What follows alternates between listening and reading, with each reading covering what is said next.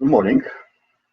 I would like to welcome all of you at the second day of the conference concerning Warsaw Autumn and its influences in the past and nowadays. Let me welcome Mrs. Jolanta Guzy-Pasiek, who will be co-chair of this session, of the first session of the second day of the conference. Good morning, everyone. Hello. And let's feel as all present besides us, maybe not in Warsaw, but very close to Warsaw Autumn Festival for sure. Let me introduce three speeches which will take place today. First by Harry White, second one by Ruta Stanevičiūtė, and the third one by Marta Beszterda. The first speech will be held by Professor Harry White. Harry White is a professor of historical musicology at University College in Dublin and a fellow of the Royal Irish Academy of Music. It's worth to emphasize that he was elected to the Royal Irish Academy in 2006 and became a corresponding fellow of the Croatian Academy of Science and Arts in 2018. His many publications include Music and the Irish Literary Imagination 2008, the Encyclopedia of Music in Ireland, edited with Barra Boyden in 2013, and the Musical Discourse of Servitude was a passing title 2020. He edited Music, Migration and European Culture, essays in honor of Viera Katalinic with Ivano Cavallini and present with us, Jolanta Guzy-Pasiek. It took place in 2020. Ladies and gentlemen, dear friends, I'd like to welcome Professor Harry White, present with us and taking floor, let's say, now. Hello, Professor. Hello, thank you very much for that very gracious introduction, and good morning to everybody participating in this wonderful conference. I would like to begin by expressing my thanks to the organizers of this conference on the international significance of the Warsaw Autumn Festival and its role in musical life in Europe and elsewhere. I would also like to express my special thanks to my friend and colleague, the composer John Buckley, who placed vital material from his private collection at my disposal, without which I would have been unable to complete the research necessary for this paper because of the COVID pandemic, which, among much else, entailed the closure of public libraries and archives in Ireland for the past 20 months. I shall come back to John Buckley at the close of this paper by way of some concluding remarks. Although Poland and Ireland can be sharply distinguished from each other in terms of their vastly different populations and geographical size, both countries share a degree of historical, political, and even cultural experience that is indeed striking. Both countries have endured significant periods of dominion at the hands of greater political forces, even if Poland's fate in this regard far outweighs Ireland's admittedly centuries-old struggle for political autonomy that lasted until the founding of the Irish Free State in 1922.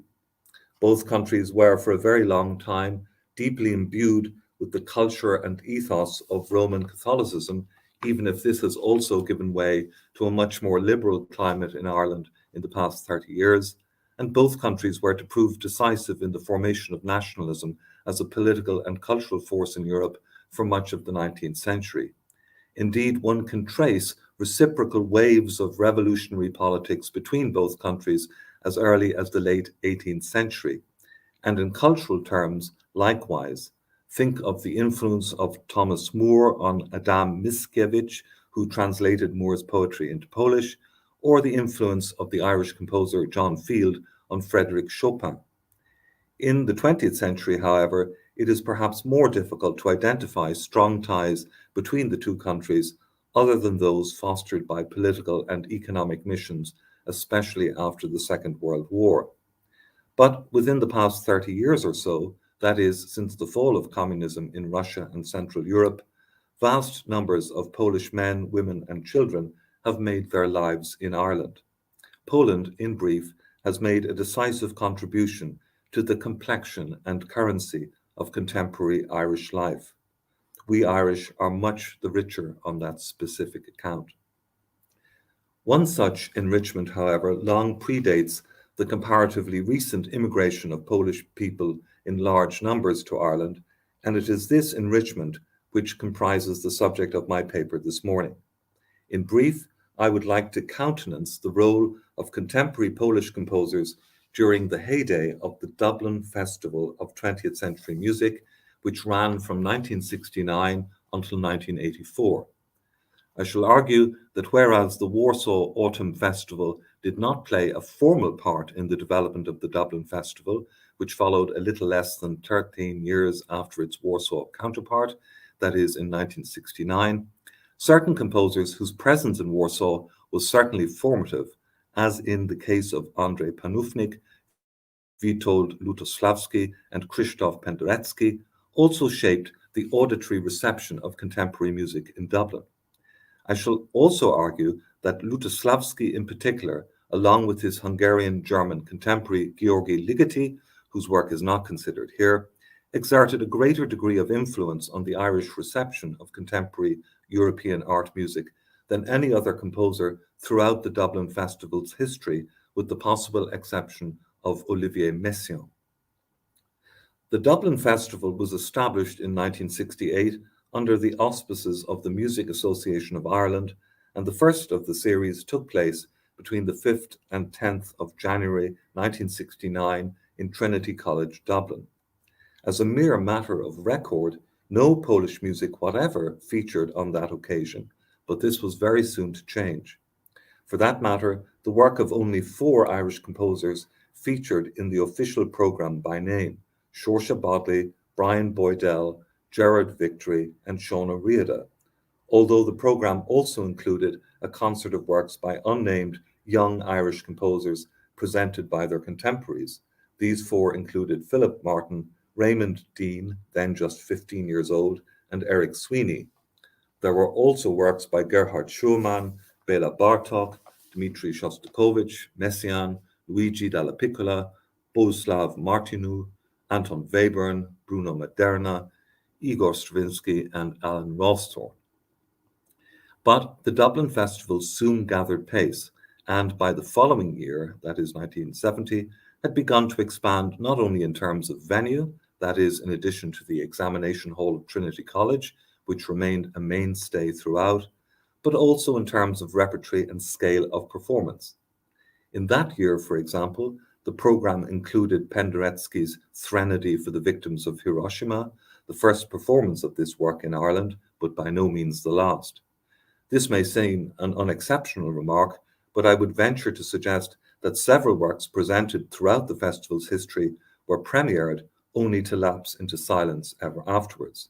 That, however, is surely the subject of a different paper, and one that could profitably be explored far beyond an Irish context. For my purposes here this morning, I propose to look closely at the programming of the Dublin Festival between 1974 and 1982, after which date the festival itself was significantly reduced and ultimately abandoned.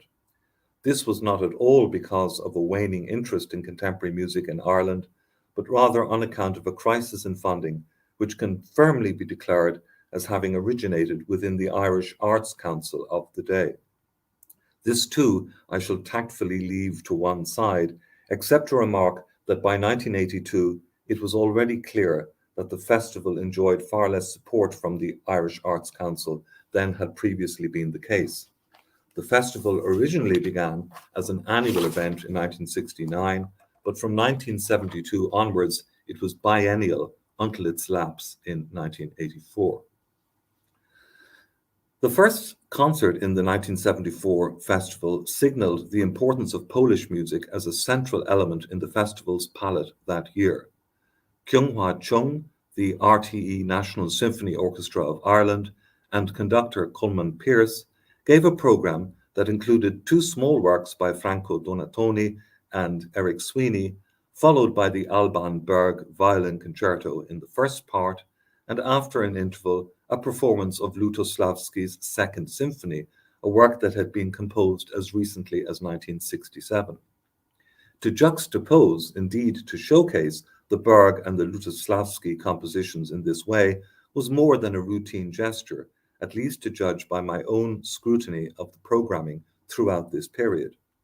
For one thing, the festival program in 1974 was bookended by two large-scale orchestral concerts. The second one was an all Hindemith program, with chamber works in between, so that the prominence this afforded to Lutosławski's symphony was even more pronounced than might otherwise appear to be the case. For another, the festival throughout its existence tended to privilege the work of the Second Viennese School rather than that of contemporary Austrian and German composers, with the sovereign exceptions of Hindemith, Hans Werner Henze, and Karlheinz Stockhausen, and a little more of Stockhausen later. This preference for an earlier vintage of German 20th century music had the effect of throwing contemporary works from other countries, and in this case Poland, into interesting relief.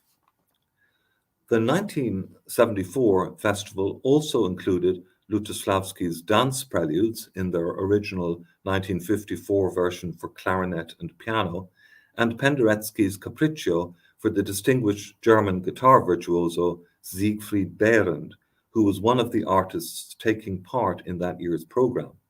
In this connection, it is interesting to add that the Irish composer Brian Boydell also wrote a work for the same artist's recital. Behrendt's wife, the singer Claudia Behrendt, was also present in Dublin, and both gave a performance of Discours by another Polish composer, Roman Haubenstock-Ramati. Finally, the 1974 program featured Panufnik's Homage to Chopin from 1949 in the original version for vocalise and piano. Panufnik's music would feature more prominently in the festival of 1978. And now perhaps we could show slide 1.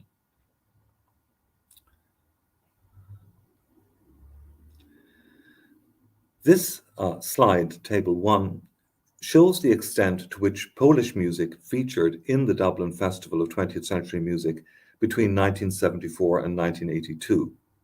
Two aspects of this table are immediately self-evident. One is that 1978 was almost a Polish year in the history of the festival, and the second is that Lutosławski clearly predominated in relation to the performance of Polish music throughout these years. This slide also shows the number of composers represented in the festival each year and the number of Irish composers whose work was performed in relation to this total. One can see almost at a glance that the proportion of Irish composers to the whole was between a third and a half. There were almost half Irish composers in the case of 1976 and 1982, and that in 1980 there were as many as 64 composers in total, a remarkable figure by any standards. Although, as Table 1 also indicates, the 1976 festival privileged the work of only one Polish composer, Andrzej Dobrowolski, it also introduced an important innovation which would ultimately increase the presence and influence of Polish music 2 years later. From 1976 onwards, the festival featured the work of a prominent composer whose attendance in person consolidated the international significance of the festival as a whole. And now perhaps we can show slide 2. Slide 2 identifies the composers in question. Again, at a glance, this table establishes an interesting context for the significance of Polish music at the Dublin Festival. It places Witold Lutosławski alongside Messiaen, Elliot Carter, Stockhausen, and Maurizio Kagel, all contemporary masters whose work enhanced rather than diminished the many other composers and, for the most part, Irish performers whose work was represented throughout the festival's existence. We can take away slide 2 now. In 1976, for example, Messiaen was accompanied by his wife Yvonne Loriot and his sister-in-law Jean Loriot, both of whom took part in the festival's closing concert, a performance of Messiaen's monumental Turangalila Symphony, given by the RTE National Symphony Orchestra of Ireland, conducted by Albert Rosen.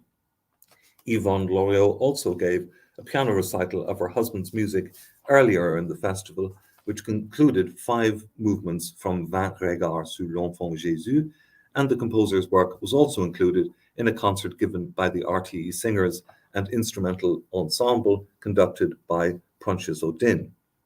But the same festival opened with the premiere of Saoirse Bodley's A Small White Cloud Drifts Over Ireland, an orchestral work that was to prove of immense significance not only in the composer's own oeuvre, but in the more general context of Irish contemporary music as a whole. And likewise, the same festival included a concert of 3 contemporary string quartets given by the Irish Testore String Quartet, which included Webern's Opus 28, Bartók's Second String Quartet, and the Irish composer John Kinsella's Second String Quartet. In other words, the international attention garnered by Messiaen's presence was profoundly enhanced by the artistry, expertise, and sheer heft of compositional achievement represented by Irish composers and performers throughout. Lutosławski's attendance at the 1978 festival represented a further milestone. As a composer, and even as a Polish composer, he was not on his own in Dublin. The festival also welcomed Andrzej Panufnik, a UK resident since the mid-1950s on that occasion, 2 of whose works, the very recent 1976 string quartet and a very early piano trio from 1934, which Panufnik reconstructed shortly after the Second World War, were given by the Testore String Quartet and the Testore Piano Trio, respectively. Panufnik was also in Dublin for a performance of his Katienne epitaph of 1967, which he revived in 1969, again by the RTE Symphony Orchestra under Conman Pearce. This heart-rending masterpiece, a mere 7 minutes in duration, must surely represent one of the most accessible engagements with a harrowing historical event, in this case the massacre of thousands of Polish soldiers by the Soviet Army in 1940, in the entire repertory of 20th century music. And Peter Maxwell Davies, whose 8 Songs for a Mad King had been given at the festival in 1974 under the direction of Saoirse Bodley, brought his ensemble, The Fires of London, for a recital of Bach, Webern, Schönberg, and the composer's own music. In the case of Lutosławski, however, the festival allowed an opportunity to hear 4 of his major works under the composer's own direction in the closing concert, featuring the great cellist Heinrich Schiff and the RTE Symphony Orchestra.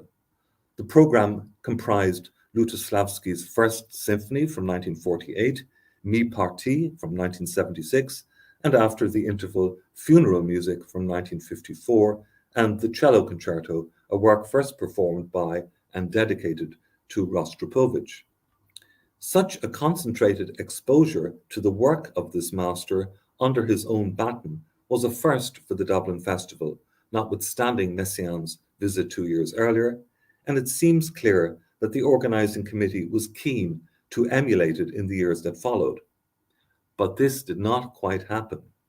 In the case of Elliot Carter in 1980, for example, the composer was in attendance for part of the festival, which included 5 of his works: Variation for Orchestra, the Wind Quintet, a sonata for cello and piano, Syringa, and the sonata for flute, oboe, cello, and harpsichord, given by the RTE Symphony Orchestra, the Ulysses Ensemble, and Concord, 3 Irish ensembles, of which the second and third were dedicated to contemporary music.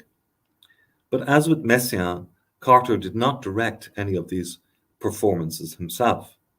And as for Stockhausen in 1982, the much-awaited performance of his Inori for orchestra, which was to have closed that year's festival, had to be abandoned because of severe weather problems that delayed several of the players and prevented them from attending rehearsals.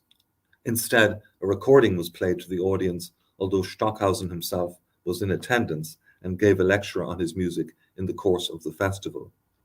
A single work by Lutosławski featured that year, the exquisite tribute to Paul Zacher for solo cello, written in 1975, as well as Karol Szymanowski's Four Songs from 1926. After the 1982 festival, which itself was a somewhat reduced occasion, the problems of funding to which I have already briefly adverted intensified. Ultimately, the Dublin Festival of 20th Century Music was to founder long before the 20th century itself ended. But looking back on its remarkable, if comparatively brief existence now, especially with Warsaw Autumn in mind, it seems more important than ever to examine its role as a catalyst for the promotion of contemporary music not only in Ireland but in Europe.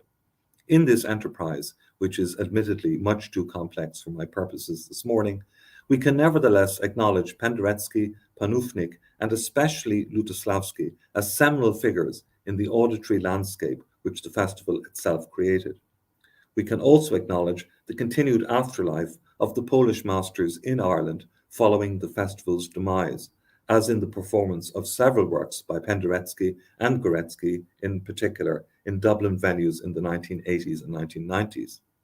Neither Górecki, by the way, despite his immense popularity afterwards, nor Pierre Boulez, despite his luster and prestige during the festival's existence, figured at all in the 4 festival programs I have examined in the course of this paper. Further analysis may reveal whether or not such absences are at all significant or meaningful. But auditory landscape is worth a moment's further scruple, or rather 2 scruples.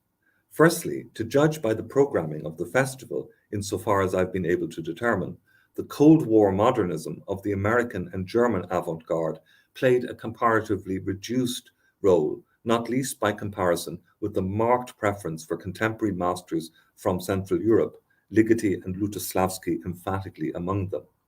Although Stockhausen's presence was undoubtedly significant, his influence on a younger generation of Irish composers was then considerable, especially in the case of Gerald Barry. There appears to have been an empathetic regard on the part of the festival organizers for composers whose work was, at least in part, a determined emancipation from the repressive and often brutal politics of the late 1970s and early 1980s. In this regard, it is difficult to suppress the fact that almost the entirety of Lutosławski's catalogue before 1989 was a protest against the political regimes under which he lived. If that is true, the music he produced in spite of this repression may have exerted a strong appeal to contemporary Irish composers and their audiences.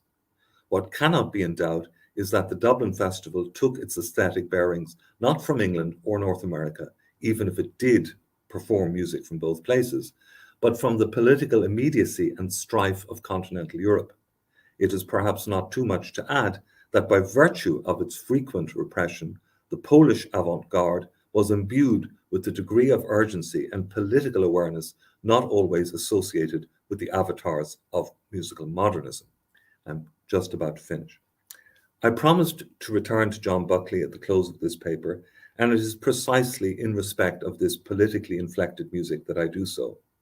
Buckley told me recently that it was a recording of Penderecki's Threnody, which he heard as a schoolboy in 1966, that determined him on the path of becoming a composer. Buckley's presence in the program books of the festival I have examined for this paper is itself unmistakable, and his voice matured as a composer in the Dublin Festival and became substantially increased, with the result that his works were performed alongside those of Panufnik and Lutosławski as early as 1974, when Buckley was yet in his early 20s. Buckley's later engagement with Lutosławski's compositional technique was profound, and by his own admission would prove to be formative in his artistic development. And even in the case of older Irish composers whose works loomed large during the Dublin Festival, it is at least arguable that the stimulus which this platform provided with Messiaen and Panufnik in the audience and Lutosławski on the conductor's rostrum, contributed to the production of several Irish masterworks which otherwise might not have been written, performed, or heard. My final scruple about this soundscape extends more broadly to the domestic estate of Irish compositions heard throughout the festival's 15-year history. Many of these compositions were written especially for the festival itself, and almost all of them were performed, as the international works were, by Irish-based orchestras, ensembles, and soloists. I am certain that when I add that this was a uniquely intensive collaboration between performers, domestic composers, and the international repertory of contemporary music in the annals of Irish music. No Irish festival of contemporary music since those amazing days has come close to this astonishing mixture of domestic and international engagement, an achievement recognized by the extensive international reviews and reportage on the Dublin Festival, which it received from the press throughout its existence. Nevertheless, to look back in this way is also to encounter a series of questions about the degree to which the Dublin Festival remained somehow aloof from the very country in which it took place. But such questions to one side, Ireland's deep encounter with the contemporary music of Central Europe and with Polish music in particular would have been incomparably diminished in the absence of this festival. Thank you very much. Thank you very much, Professor White, for your brilliant speech. We will go straight to the next speaker, and the discussion will start at the end of the session. Now, I invite to speak Professor Rūta Stanevičiūtė, an employee of the Lithuanian Academy of Music and Theatre in Vilnius.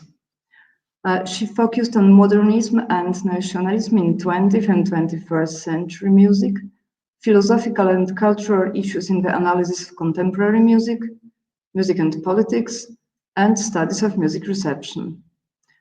Professor Stanevičiūtė is the author of book on the ISCM and Lithuanian music, co-author of books on music and the Cold War and microtonal music in Central and Eastern Europe. She is also an editor-in-chief of the international scholarly journal Lithuanian Musicology. Today, Professor Stanevičiūtė will speak on Lithuanian reception of the Warsaw Autumn Festival after 1990. Please. Thank you, dear Jolanta, for your kind introduction. It's a real privilege to participate at the conference devoted to Warsaw Autumn, a festival which had enormous influence to my personal career too in some years. So, and I would like to share my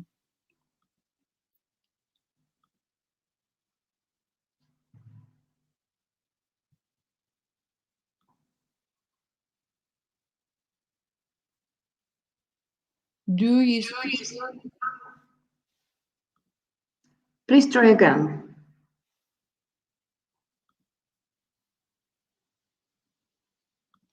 Okay.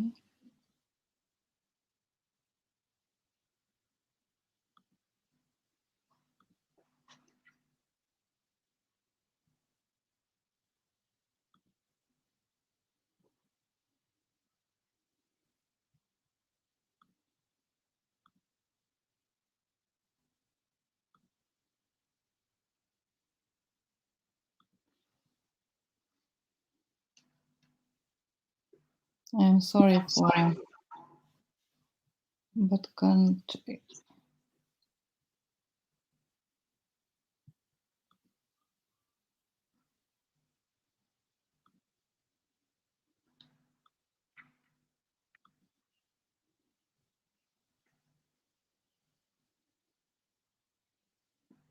Please try again, because it was visible for a moment, so it works.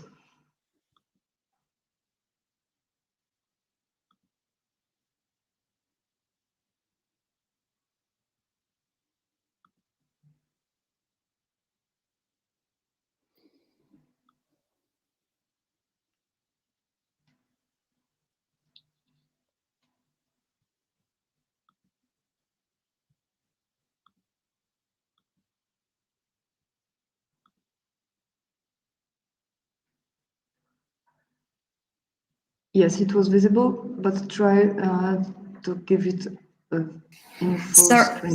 Sorry for interrupting. Ruth, Yeah. I can see your screen in the preview. Now I can see your presentation. Please make it full screen, and then I will add it to the stage. So minimize StreamYard and open the presentation. Yes, right now it's okay, but make it full screen, please. Is it Yes. okay? Yes, right now it's okay. Right. And you can also click hide on this bar. Yes, thank you very much. Now it's working. Oh, thank you. So focus of my presentation is the Lithuanian reception of a festival after 1990. But I have to start from introduction about the impact of Warsaw Autumn on Lithuanian new music from some earlier years.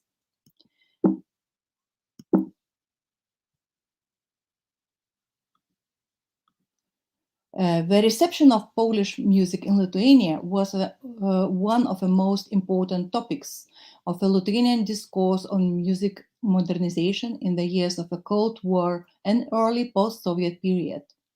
In Lithuanian context, it was deeply linked to the special role of Polish contemporary music scene, and particularly Warsaw Autumn Festival, as the windows of ideas and as an important axiological center confronting the central authorities of the USSR. In addition to the informative function and affirmative action, the Polish contemporary music scene stimulated critical self-reflection and transformation of cultural practices.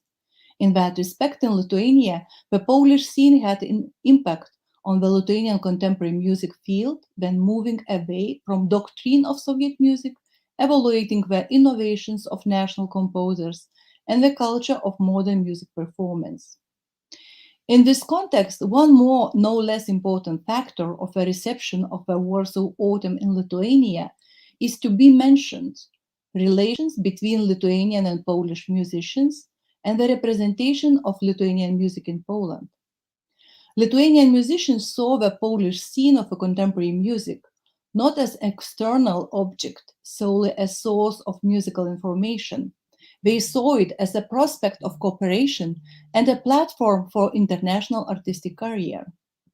Before 1990, Lithuanian music spread in Poland in a fragmentary way via various channels. Hierarchically via official centralized institutions of the USSR, vertically via bilateral exchanges between institutions, for example, between Vilnius and Poznan Philharmonics, and horizontally using informal channels by developing privately established creative partnerships. For that reason, the reception of Warsaw Autumn Festival in Lithuania was not entirely neutral. The events of the festivals were interpreted in the correlation with national music processes, while Polish music criticism influenced the local interpretations. Geographic neighborhoods does not always result in intensive cultural exchanges. That is especially true of a dissemination of Lithuanian music in Poland during the years of Cold War. For example, before the end of the 1970s, Lithuanian music was occupying a particularly marginal position in the Warsaw Autumn programs. In local opinion, even compositions of Latvian and Estonians were heard in the festival concert much more often. Over more than two post-war decades in the Warsaw Festival, Lithuanian compositions were included in the concerts of the Lithuanian String Quartet in 1965 and the Lithuanian Chamber Orchestra in 1978, organized by Goskoncert and Polish Agency of Arts in the framework of a cross-border cultural exchange agreement between Soviet Union and the Polish People Republic. The programs of those concerts were often specified already on the eve of a festival, by the Festival Repertoire Committee treated the exchange concert as an obligation. However, in the music export policy of the Soviet central institutions, Lithuanian composers' pieces and Lithuanian performers were not favorites as compared to other republics. For example, in the 1965 when Ataneyev string quartet was rather accidentally substituted by Lithuanian quartet, it did not attract the attention of the Polish music critics. And in this slide, you see the record of a document how this Lithuanian quartet was invited to change the name string quartet. So on the other hand, the Warsaw Autumn Festival Committee had a little confidence in the official proposals submitted intended to independently select more valuable compositions.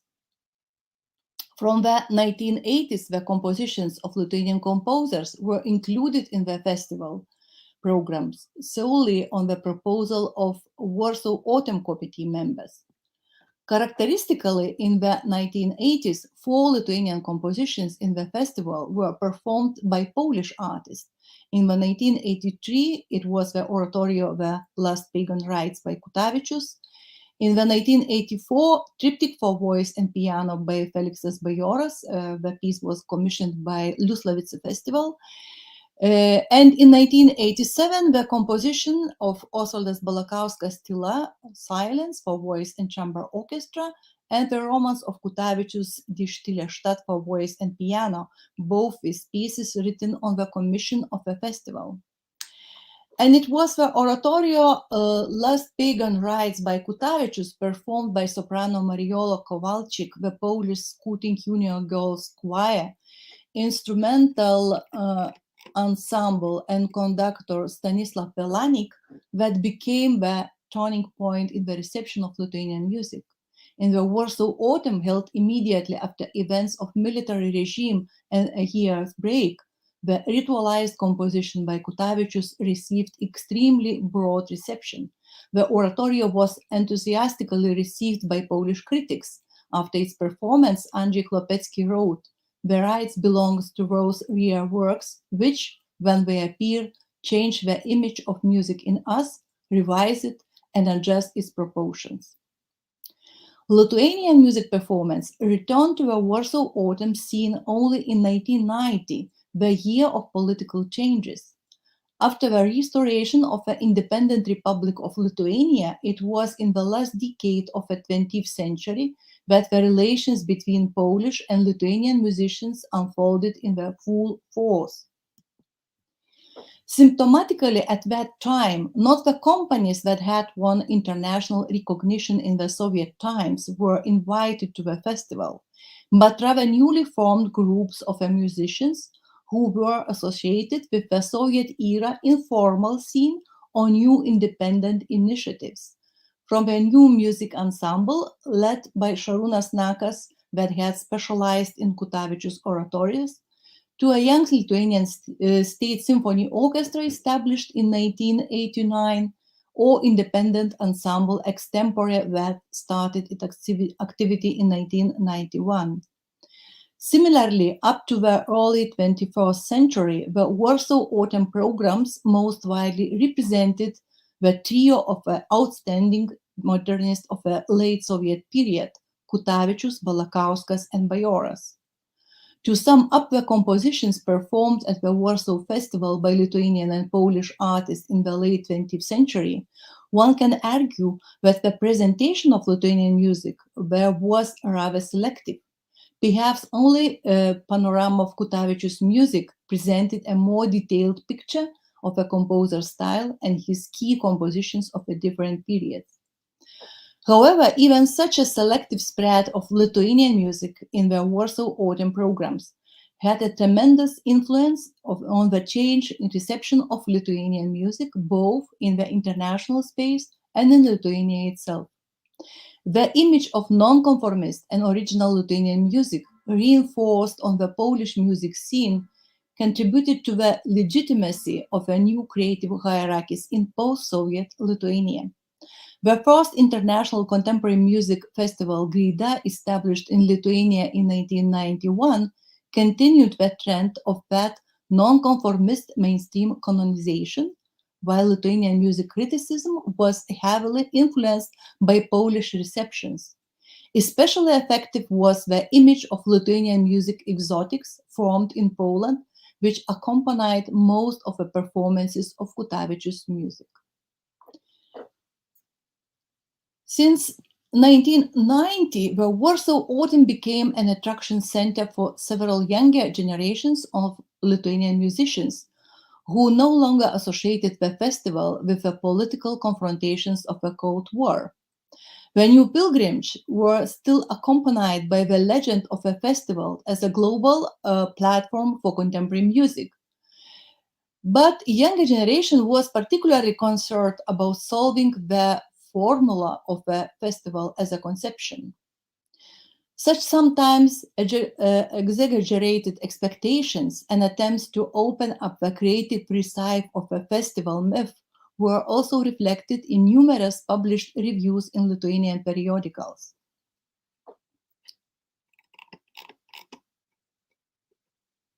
The interest of the new music generation was in Polish music and Polish cultural self-reflection in the period of the post-communist transformation was witnessed also by the interviews with the festival organizers and translations of the articles of the festival committee members and other music critics published in the Lithuanian periodicals.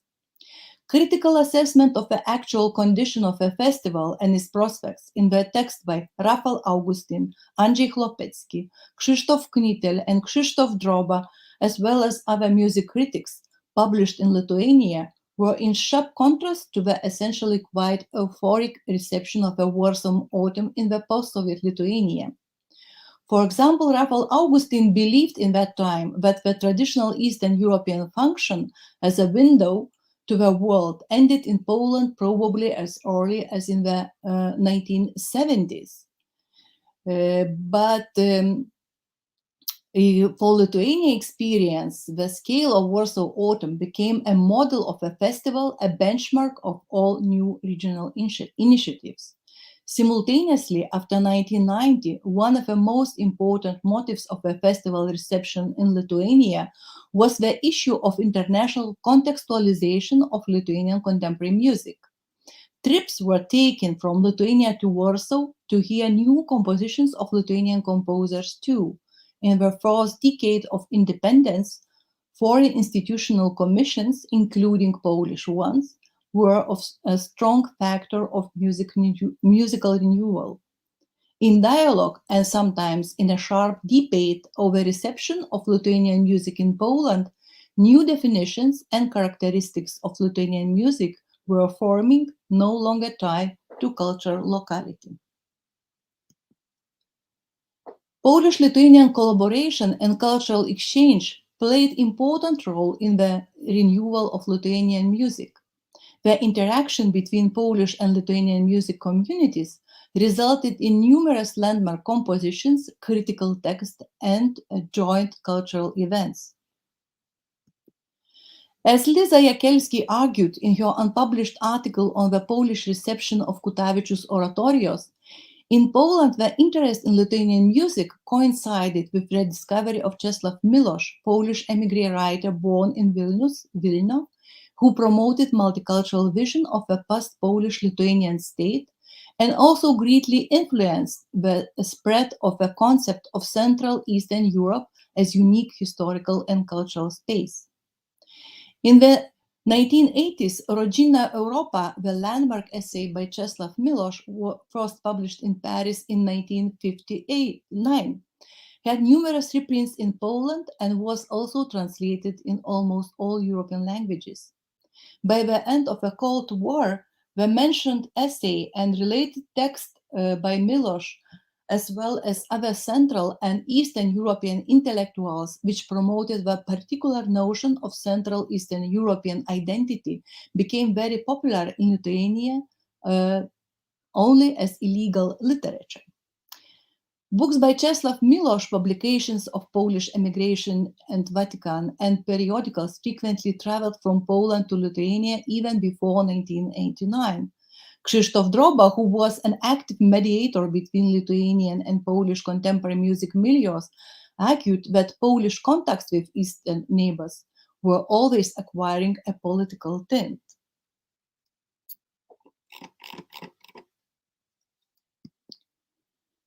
This trend and the intensification of a Polish-Lithuanian music collaboration gave inspiration to several musical compositions by Lithuanian composers, and most of them written on the text by Czesław Miłosz or Oskaras Milašius, also Adam Mickiewicz. And only except Onutė Narbutaitė pieces, the five other compositions was commissioned by various Polish institutions, including two compositions by Balakauskas was commissioned by Warsaw Autumn Festival, and others by Lusławice Festival and Polish Radio. These pieces also contributed to the emergence and temporal diffusion of this new modern Lithuanian geocultural identity, Eastern Europe cultural space. By the end of the 20th century, in Lithuanian contemporary music culture, this temporal geocultural identification was replaced by another idea of belonging to North European political and cultural space, which also lasted for a short time.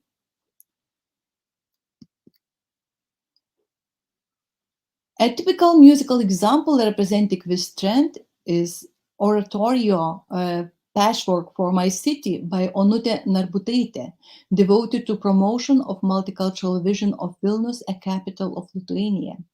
In her opus, the composer uses, along a Lithuanian language, text by Mickiewicz in Polish, Sarbievius in Latin, and Jewish poet Kulbak.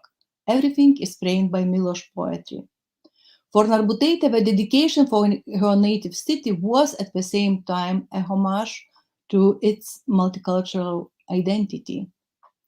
When I was reading Tėvynės ieškojimas, Searching for a Homelight by Czesław Miłosz, it seemed I was moving in the same direction, to the same point, only from a different angle. And if it will be some time, I will play example, and just before that, it's my short conclusion. As seen from examples and cases presented, the reception of a Warsaw Autumn in Lithuania was not a one-way process, but the tides and ebbs of cultural interactions, equally affected both by general political and cultural transformations and by specific individual events and interpersonal meetings. In the formation of modern identity of Lithuanian music, the events of the Warsaw Autumn and the interpretation of Polish musicologists found strong resonance in Lithuania. Simultaneously, one can talk about the participation of contemporary Polish music and musicology, real and symbolic, in the Lithuanian music modernization processes in the second half of 20th century. From a historical perspective, the reception of the Warsaw Autumn reflects the peaks of the cultural exchanges between Polish and Lithuanian musicians, a unique and probably never to be repeated stage of a quality artistic and personal communion of the Lithuanian and Polish musicians in the years of ideological restrictions, the 1980s, and political change, the 1990s.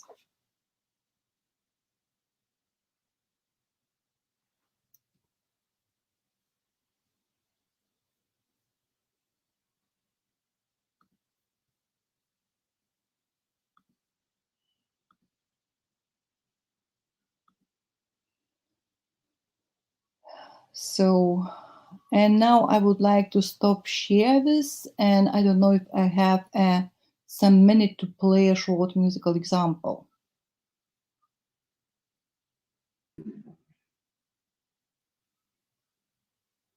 Or just better move to the discussion.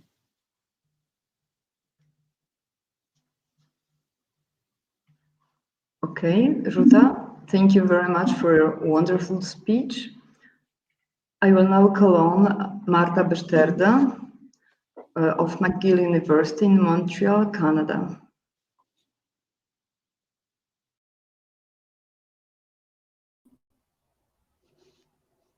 Oh, hello. Hi.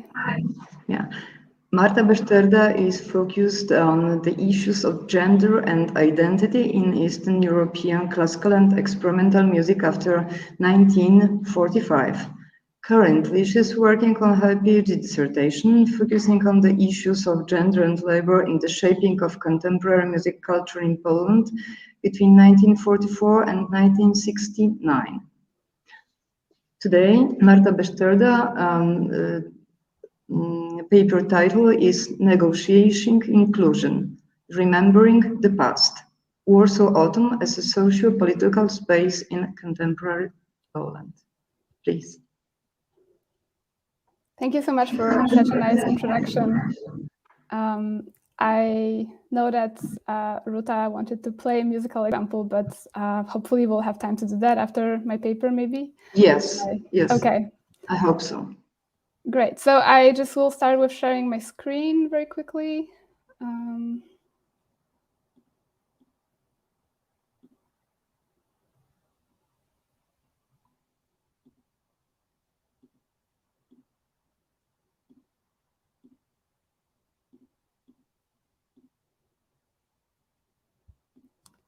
Are my slides visible now? No, not yet. Oh, yes, perfect. You can start. Okay, thank you. First of all, thank you to you and to other organizers for giving me the opportunity to present this paper today. Just a few general remarks at the beginning. My presentation is a discourse analysis centered on the Warsaw Autumn Festival between 2016 and 2019. So in a way, it is a snapshot from the festival's very recent history, but I don't really discuss all of the additional context provided by the 2020 and 2021 festivals. And another thing is that I would like to position myself a little bit with regarding to the issues that I'm going to discuss.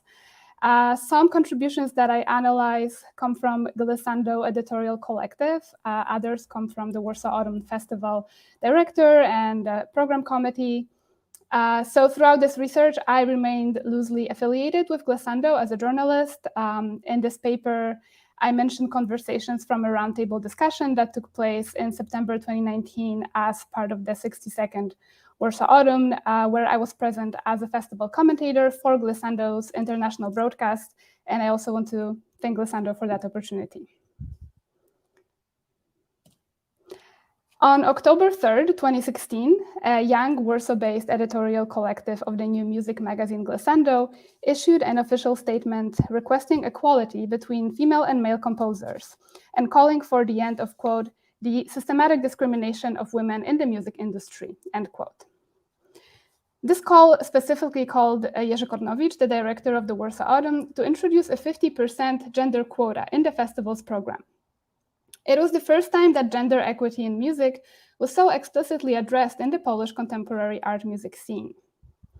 The statement invoked statistics of women composers' participation in the festival, which gave them, quote, only 20% of the total number of participants of the Warsaw Autumn Festival between 2008 and 2016, end quote. So that statement that Glissando issued was actually triggered by and issued in support of the wave of mass protests that had been sweeping across Poland at that time. Just 10 days earlier, the lower house of Polish parliament, controlled by the Conservative Party Law and Justice, accepted for further consideration a project proposing a complete ban on abortion in the country. So on October 3rd, 2016, nearly 100,000 people participated in demonstrations in over 100 Polish cities under the name of, Polish cities, but also other cities abroad. And the protests were organized under the name of Black Protest or Black Monday, which was a reference to Iceland's historic 1975 strike for women's rights. These protests brought prominence to the organization called All Poland's Women's Strike, Ogólnopolski Strajk Kobiet, which is now also known for coordinating another series of mass protests in the fall of 2020. The 2016 display of social solidarity in Poland soon became a growing political movement, reflecting on a general increase in political awareness of feminist and broader social justice issues in the country, especially among younger generations. In a similar way, It seems that Glissando's call for Warsaw Autumn to address its stance on gender equity consolidated the magazine's authors and other critics to subject Warsaw Autumn, as well as other Polish festivals, to more systemic scrutiny with regard to inclusive programming in the following years. Even though the festival's director declared in 2017 interview that Warsaw Autumn would not introduce a 50% gender quota demanded by Glissando, by 2020, there was actually a clear increase in the number of non-male composers in the festival's main program. It started with only 16.6% in 2017 and 21% the following year. But as you can see on the slide, by 2019, there was a significant increase to 30.5%. And last year, according to the my own number collection, last year it was up to 34%, which these numbers for the last 2 years seem to be the highest in the festival's history, definitely the highest since 2008. This rising percentage of women composers included in the Warsaw Autumn program has been an important step in promoting and normalizing women's strong presence on the contemporary music scene. This is the case particularly due to the key role that Warsaw Autumn Festival plays in sustaining the contemporary music culture in Poland and beyond. Here, it is also important to mention that last year in 2020, Warsaw Autumn also presented a concert called Feminine Forms, which included a piece by Nina Fukuoka that was a protest against sexual harassment in classical music world. At the same time, however, the festival organizers often emphasize the importance of cultivating the aesthetic autonomy of Warsaw Autumn, and they generally remain at a safe distance from political declarations. For example, in a press interview in 2017, Director Kornowicz explained that the program committee, quote, could never agree to a strict gender quota because the festival cannot replace cultural processes. It is, however, able and willing to be their reflection, end quote. He explained that while the festival is receptive to diverse worldviews and identities, at least in 2017, quote, composers' gender was not considered as a selection criterion by the festival's program committee, end quote. 2 years later, when the representation of women in the program was significantly higher, still during the roundtable debate between the festival's director and the members of the program committee, music critics, and the audience at the end of the 2019 festival, members of the program committee approached the idea of gender quotas as a threat to the festival's status quo. Among reactions to the question of gender quotas were concerned that they are an obstacle to producing high-quality concerts. And members of the program committee also brought up stories and comparisons to the communist past, when festival programs had to be adjusted to the requests of the state apparatus. So this contrast between Glissando's straightforward stances in advocating for gender equity in contemporary music and the program committee's caution in modifying programming practices may seem like a common intergenerational struggle between young progressives and a more traditional musical establishment. Oh, I'm sorry. Can you still see my slides? Yes, we can see them. Okay, sorry, I clicked on something and then my view of the screen changed. Okay, sorry, thank you. Yes, I was talking about this looking as a common intergenerational struggle between two different groups. So indeed, the Warsaw Autumn's program committee is both appointed and institutionally supported by the Polish Composers Union, which, as we all know, is an accomplished organization with a tradition reaching back to the interwar period. Most members of the program committee in the years 2017 to 2019 represented the generations born between the 50s and the 70s. Glissando, in turn, is an independent platform founded in 2004 by a friend group of then 20-somethings, emphasizing its non-hierarchical nature as a democratic editorial collective. The split is also of that of a discipline and methodology. While the majority of Warsaw Autumn organizers are conservatory-trained composers and music theorists, glissando authors approach sound from a variety of fields, including sound studies, anthropology, cultural studies, and film studies. In the magazine, they also seek to promote the most niche and experimental sides of the contemporary art music scene. But most of all, these differences are linked to these milieux' political orientation and consequently views on the relationship between the musical and the political. Glissando openly engages in theorizing sound as belonging to a socio-political network. They declare, quote, we find it important to complement the ethos of music criticism with feminist, environmental, pro-social, and pro-equity values, end quote. Warsaw Autumn, in turn, avoids overt political declarations and emphasizes the perceived difference between inspiration and politicization. For example, in the written introduction to the 2019 festival program, the festival's director summarized past festival themes, Trans Avangardy, Respublika, and Pneuma, by writing, quote, bear in mind that regardless of the themes, Warsaw Autumn is primarily an overview of new music from recent years, end quote. So behind these debates around gender quota and programming practices is actually a deeper and more complex issue, namely what role should the festival play as a socio-political space in contemporary Poland. The two competing visions for the festival's political resonance that I just presented reveal that 3 decades after the fall of communism, the meaning of the festival's historical legacy in Poland is not interpreted in a universal way. As I will demonstrate, Warsaw Autumn's strive to retain the aesthetic and curatorial autonomy is intertwined with the particular, historically and geographically specific status of avant-garde and contemporary art music creation in Polish and European history. Warsaw Autumn's celebration of political neutrality often relies on the continual revival of the festival's political gravity. In particular, the political meanings that have been historically attached to the Polish avant-garde movement. In her work on the history of the Warsaw Autumn, Lisa Jakielski demonstrates ways in which the festival facilitated the expression of avant-garde's political potential under the communist regime. First of all, adhering to avant-garde aesthetics in the 50s and the 60s had a meaning intertwined with the political East-West rivalry symbolized by socialist realism on the one hand and avant-garde on the other. Second, Warsaw Autumn facilitated manifestations of national difference within the socialist bloc. Jakielski writes, quote, in the late 50s, demonstrations of musical modernism at the Warsaw Autumn were one of the tactics Polish musicians had used to broadcast their cultural distance from the Soviet Union, end quote.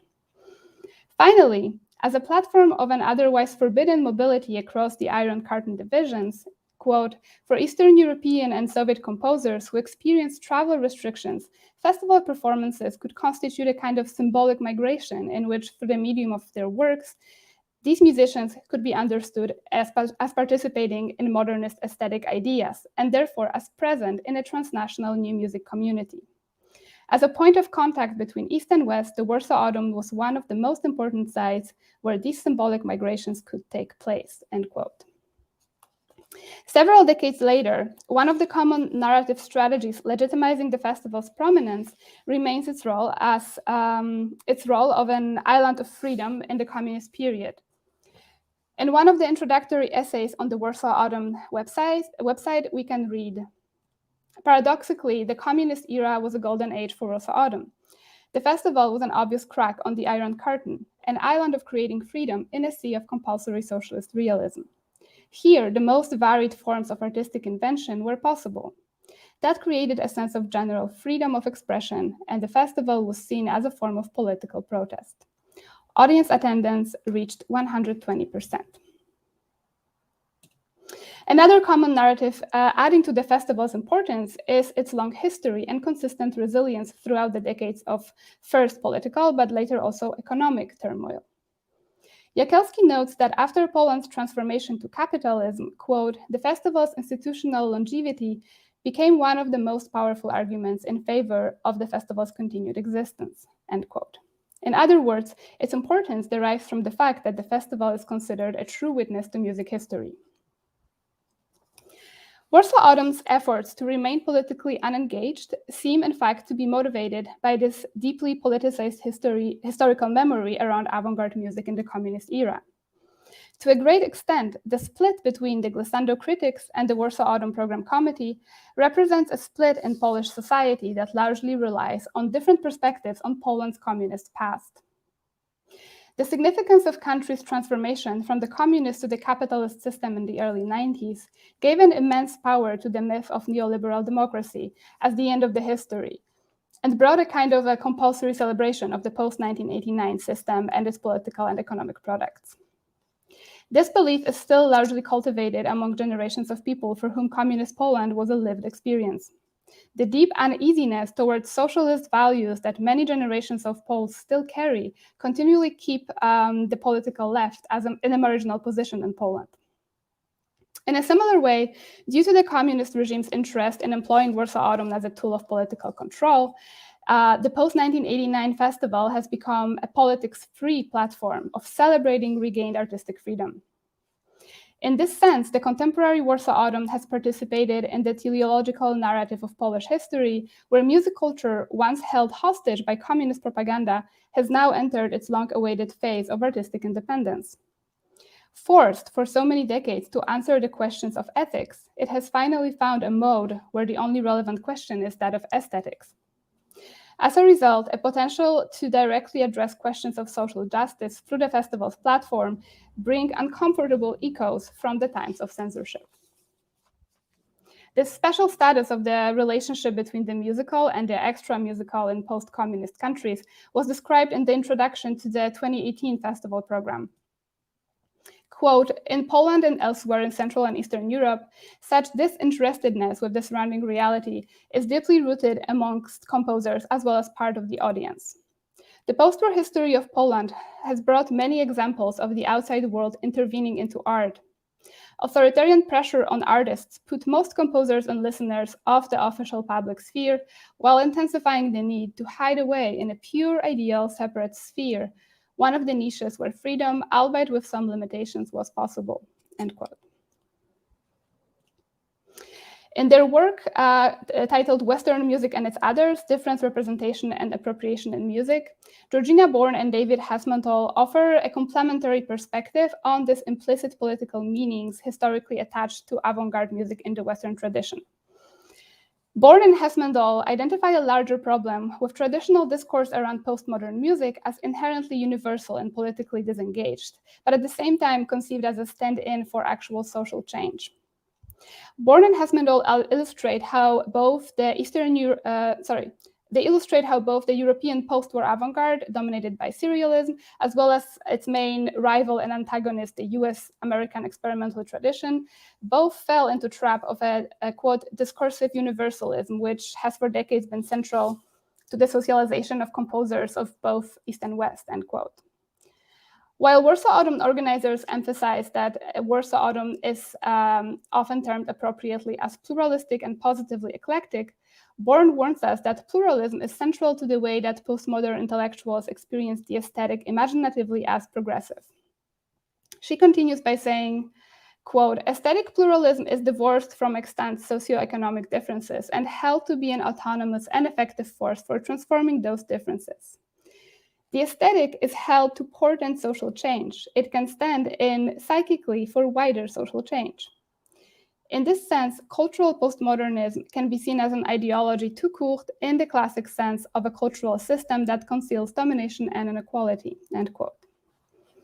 In a similar vein, Mary Thompson, in her 2016 article, Feminized Noise and the Dotted Line of Sonic Experimentalism, notices a paradox where, while the history of noise and sonic experimentalism pioneers is very, very clearly male, with figures such as Cage, Schaffer, and Stockhausen, at the same time, it is often discursively positioned as post-gender. In the Polish context, the above semantic tropes identified by Bourne, Hasmantel, and Mary Thompson are additionally intertwined with the specific post-communist values and beliefs with regard to contemporary art music that I mentioned above. Let us return to Lisa Jakielski's 3 ways in which the festival facilitated the expression of avant-garde's political potential under the communist regime. 1, symbolically aligning Poland with the West, 2, facilitating manifestations of Polish national uniqueness within the region, and 3, creating a welcoming platform for mobility and exchange of people and ideas. While in contemporary Poland, Warsaw Autumn does not need to deal with the threat and limitations coming from Soviet control, tapping on these 3 historical patterns in contemporary context could likely amplify the role of Warsaw Autumn as a socio-political space today. At the end of the day, in today's world, conversations around gender equity, inclusion, and social justice in the music world, as well as lack of such conversations, align musical institutions discursively with various spheres of cultural and geographical influence. The conversations around gender have also entered the sphere of defining national musical identity, and in an obvious way, they also aim to create a welcoming and inclusive platform where ideas can be exchanged freely. Here is, I believe, where the 2 competing visions for the Warsaw Autumn's future actually come together. While Warsaw Autumn strives to protect its historically radical potential, groups like Glissando strive to rejuvenate that potential in contemporary context. Honoring and cultivating the tradition of political resistance and building communities through contemporary music seems to be at stake for everyone.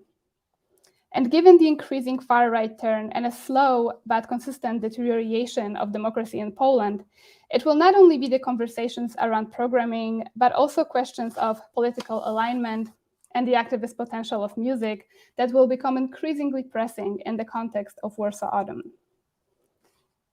Thank you very much for your attention. Thank you. Could we invite all the speakers from the session? Yes. Yes. Thank you very much. I am very obliged for the 3 papers. We received high quality disciplinary and interdisciplinary research on music, culture, and politics. Thank you indeed. I will start from the first and second paper. Because there are some similarities between the situation in Lithuania and Ireland. Obviously, there are parallels in history of Poland and Lithuania, but there are also some similarities in the history of Polish, Lithuania, and Ireland because of this post-colonial context of being a country under occupation. So the problem of national versus international music, the question of balance, the question of aesthetics are very common in our countries. The Polish and Lithuanian relation are more common and known in Poland, mainly thanks to Ruta Stanevičiūtė. You mentioned that the Warsaw Autumn Festival influenced your personal career. Could you tell us something about the reason?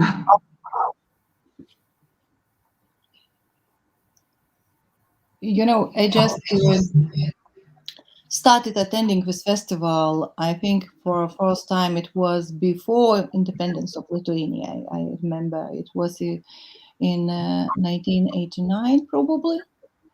And before that, I already was participant of some informal festival and meetings in Poland.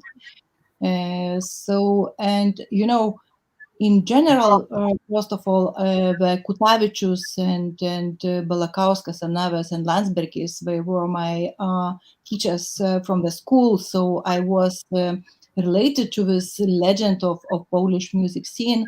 And of course, why I said that it was really big influence, enormous influence. Of course, it was this experience to listen to this variety of music, international music at Warsaw Autumn. But also, I think that Polish music criticism was very important for Lithuania. And in this context, I would like, for example, to remember how Vytautas Landsbergis, a musicologist and first president of Independent Republic of Lithuania in the 90s, when he attended the Warsaw Autumn Festival in 1963, and I remember his reviews, he was writing something like, somebody who came from some desert without any discourse in new music to the festival. He was feeling something. He was attracted by new music, but he had no definitions to express, but just to formulate everything in really strong musicological language. So I think that from different perspectives, Warsaw, Ottoman, and in general Polish contemporary music scene was important for several generations of Lithuanian musicians. I was really impressed by the fact that Polish music such deeply influenced the Irish music. So thank you very much, Harry, for preparing your paper based on primary sources research. It's really, I think, almost unknown fact in Polish musicology. But our presence in Ireland was so important. Yeah, thank you very much, Yola. In fact, it was really not something that I myself was aware of at all to that extent. I was somehow aware of Lutosławski being a very important presence in Irish contemporary music circles, but not to the extent and the context that the research I did for this paper somehow revealed. Can I just also say, before I respond more fully to that, Yola, that I was completely fascinated by the other two papers in this session. Ruta, thank you so much for that extraordinary interpenetration of Lithuanian and Polish influence. And I was very moved for an Irish reason, I have to tell you, which is that Milosz, as a poet and as a writer, was frequently translated into English by the Irish poet Seamus Heaney, who died about 8 years ago. And in fact, Milosz became a central presence in Heaney's later development as a poet. And I know that has not very much to do with contemporary music, but in fact, Milosz is obviously very important as a kind of cultural inspiration in terms of the work that you presented today. So I just wanted to add that little footnote to the papers. And likewise, Marta, that was a tour de force, an absolutely brilliant and clearly controversial and amazingly up-to-date paper. I dare say something that could open out into a much wider discussion. And even though I, without wanting to be drawn into this, find myself in strenuous disagreement with what Georgina Bourne's point of view is, because it represents to me another form of colonial intervention. I still think that that's part of the debate. And again, just to add a footnote before I continue, one of the points that you raised in relation to what's happening in Poland right now and the explicitly politicizing the notion of gender equality is also happening in contemporary music circles in Ireland. And there is an association called Sounding the Feminists, which was established 3 or 4 years ago by an Irish musicologist named Laura Watson, and her work and the work of her colleagues is addressing pretty well exactly the issues that you summarized as coming from Glissando. So I just thought it'd be interesting to identify that parallel. But to come back to Yola's point, if I may, with regard to the presence, the extraordinary presence and influence of an older generation of Polish composers, I think in the case of the composer I mentioned at the beginning of my paper and at the end, John Buckley, who is without doubt one of our most distinguished contemporary practitioners, that Penderecki in particular, but also Lutosławski, exerted enormous influence. And the fact that they were there that they were in person all those years ago, I mean, nearly 40 years ago, in fact, more than 40 years ago, shaped the sound of and exposure, really, the soundscape of Irish contemporary music. And I also think, and again, this somehow I think resonates with Marta's, part of Marta's paper, I also think that there was a certain resistance to the otherwise enormous influence of German contemporary composers, Stockhausen in particular.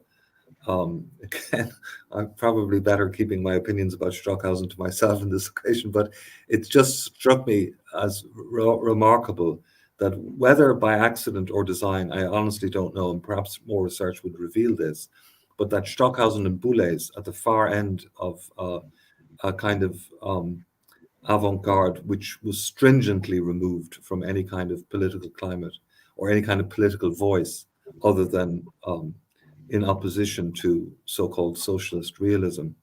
Those composers had much less exposure in the Dublin Festival than was the case with people like Ligeti and Penderecki. You know, if you write a piece called Lament or Threnody for the victims of Hiroshima, you're already admitting an extra musical or narrative agenda for your composition that is inimical to, you know, a composition like Inori or Licht or any of the Stockhausen works that were evolving at that time.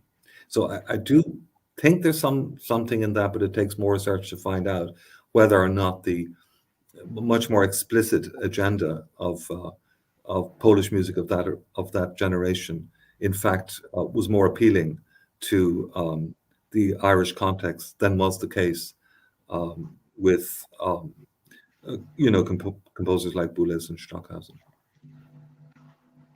if that makes sense. Yes, thank you very much, and thank you again for your deep study of this Polish-Lithuanian, Polish-Irish relation. It's very important for us also as organizers of the conference, because it was one of our goals to think over and to know your perspectives. And so thank you very much. Concerning Marta paper, in fact, I was waiting for Jerzy Kornowicz, who is interested in discussion with you, but probably he couldn't connect with us. Today is the opening of the festival, so he's busy. Probably his telephone is ringing all the time. So, I'm sorry, but I see our chat that there is also a question. Question to Professor White. So, sorry. Let's back to Professor White and then to Marta again. Okay. Just a moment. Is it possible to show the question to a participant? Zoza, please help us.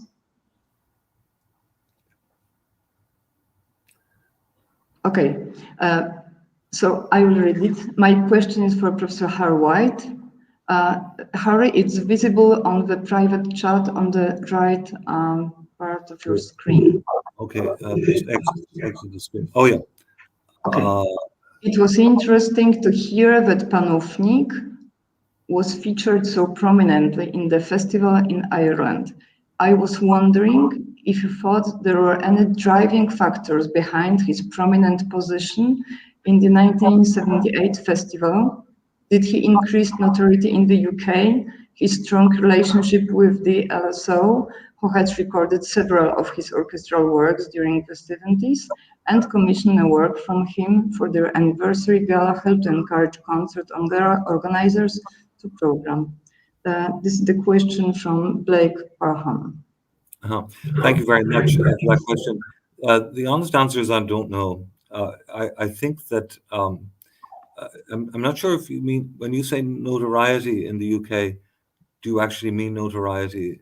Because in English that is a negative term, whereas Panównik was immensely popular in Britain, and in fact was knighted around that time. So I'm not quite sure if that is the word you actually mean or not. But I am sure that the fact that he was nearby definitely helped. It was easier to get him from the UK than it would have been for him to travel to Poland in '78. However, I think that Lutosławski, who obviously did come from Poland, was even more prominently received in that particular festival than Panównik was, and if only because Lutosławski was on, as I mentioned in the paper, was conducting his own works. I mean, the last concert in that festival was an all Panównik. Was an all Lutosławski affair with Heinrich Schiff and the Irish Symphony Orchestra. So I'm sorry if I'm not answering your question directly. I don't know if anything other than his comparative nearness, the fact that he was in England made it easier for him to come than perhaps other composers. But I would suggest that Lutosławski and Penderecki had a greater creative influence overall during those years than had Panufnik. Thank you very much, Harry. Zuza, can we add Jerzy Kornowicz to the discussion, please? Yes. Yes, we have 5 minutes, Jerzy, for you. Oh, it's so little time, so only signals. I was driving the whole discussion, but my computer couldn't hear. Suddenly, the microphone was off, so I changed to my mobile. But probably quality is a little bit less than during my first entrance. So let me express my gratitude and admiration for all the speeches and the knowledge I received from this speech by Harry White. It is something which is for me very, very touching, because my knowledge regarding this kind of reception of a style from island size was completely, absolutely weak. So it's a reason that one more that Warsaw Autumn has nowadays, but has first of all, when we considering the aspects of the music and development, has very deep past, and it's a big a special subject could be established for students that historical Warsaw Autumn and its reception is influential, and its participation in the common space of ideas and cognition. Thank you very much, and I would like also to thank Mrs. Ruta Stanevičiūtė for her remembrance about importance of the Lithuanian music on Warsaw Autumn Festivals, And let me declare that a certain gap will take place in the last 3 years, not very fully, but I think that this presence is beyond our interest with Lithuanian music. And next edition of Warsaw Autumn, which is planned to the so-called meta music, I think will be very gentle opportunity for presence of Lithuanian music. I have already very advanced studies, let's say, on Lithuanian music. My representative were present for Maria at Heyday Festival and this year also. So we are working on it, and I hope that you will not refuse. I will contact you in this matter. And as to the ideas and problems touched by Mrs. Marta Bestenda, I can only say a few, because I have very limited time. A few statements, let's say. As to feminine aspects, I have nothing to add. Everybody could see after the percentage that it works. Our strategy is very effective, and it's also subtle. We mustn't use the hammer methods to make a quota. But what I declared, that we are very sensitive, we are very open for observation of women composers. It's proved edition after edition. That first edition, which had a very low limit of 17% of female composers, it was because it was first of all devoted to the past of the Warsaw Autumn. We had so many pieces referring to the history of Warsaw Autumn, because it was Jubilee edition, 60th edition of the Warsaw Autumn, and in a certain degree it proved what was said, that the presence of female composers was much lower than male composers, but it was, let's say, the mirror of the past. So we, in this aspect, we were of the same side. Let me say that this sensitivity and observation, careful observation, you can see in each festival, one by one, for female composers. This year also, in 2020, when you could observe the number of the commissions, it was even bigger for female composer and for let's say, male composers. So, and it was very crucial point of a festival. The investments, our festival investments, so-called for music of nowadays and for future, by commissions. It is the direct intervention of the festival into reality. But I can say, as I said in my, let's say, statements, that we will not make up at once for the 100 years of a delay, of a, let's say, not equal presence in public life, women and men. We can just intervene in the measure of our possibilities. It is as to a feminine aspect, but it was the second one, to which I would like to refer, the matter of a model of a festival. What I'm engaged into is to make festival as a contextual festival, and politics is one of the context. It is, I think, I beg to say that in case of last festivals, it is not problem how to be connected to politics, but how to not to be, and how to not to show too much. We showed so many political aspects. We take care for the changes of our consciousness here in connection with politics. We show everything what's happening, not only in Poland, but around. It's a question of lecturing the festival. Festival as a sculpture, as a sort of also itself to a certain degree independent aspect, a little bit above all the pieces played, showed, presented at festival.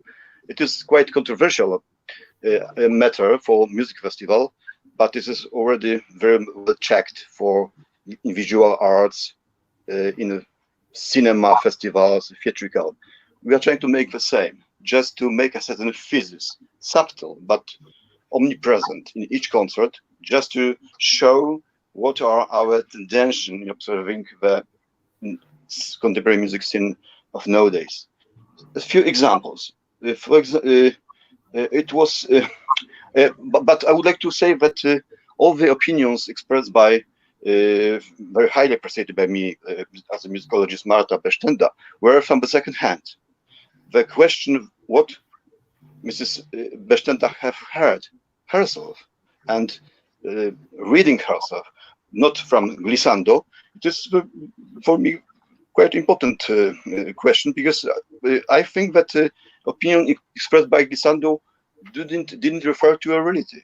I think that level of observing of the political scene in last festivals is higher than ever, I think. Just example, it is a program from 2018 when we made a festival entitled Respublika.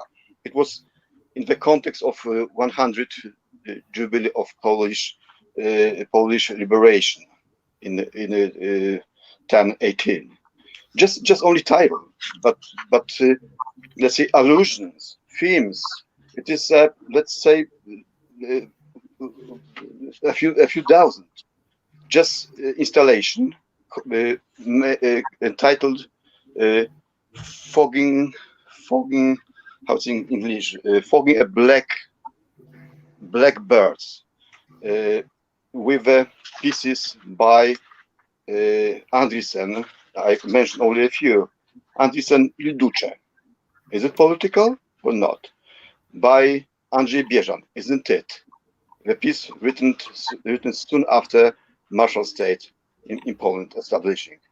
When you consider a title by Elżbieta Sikora, Janek Wiśniewski, December, Poland, 1982. Of course, it is references, but festival is one of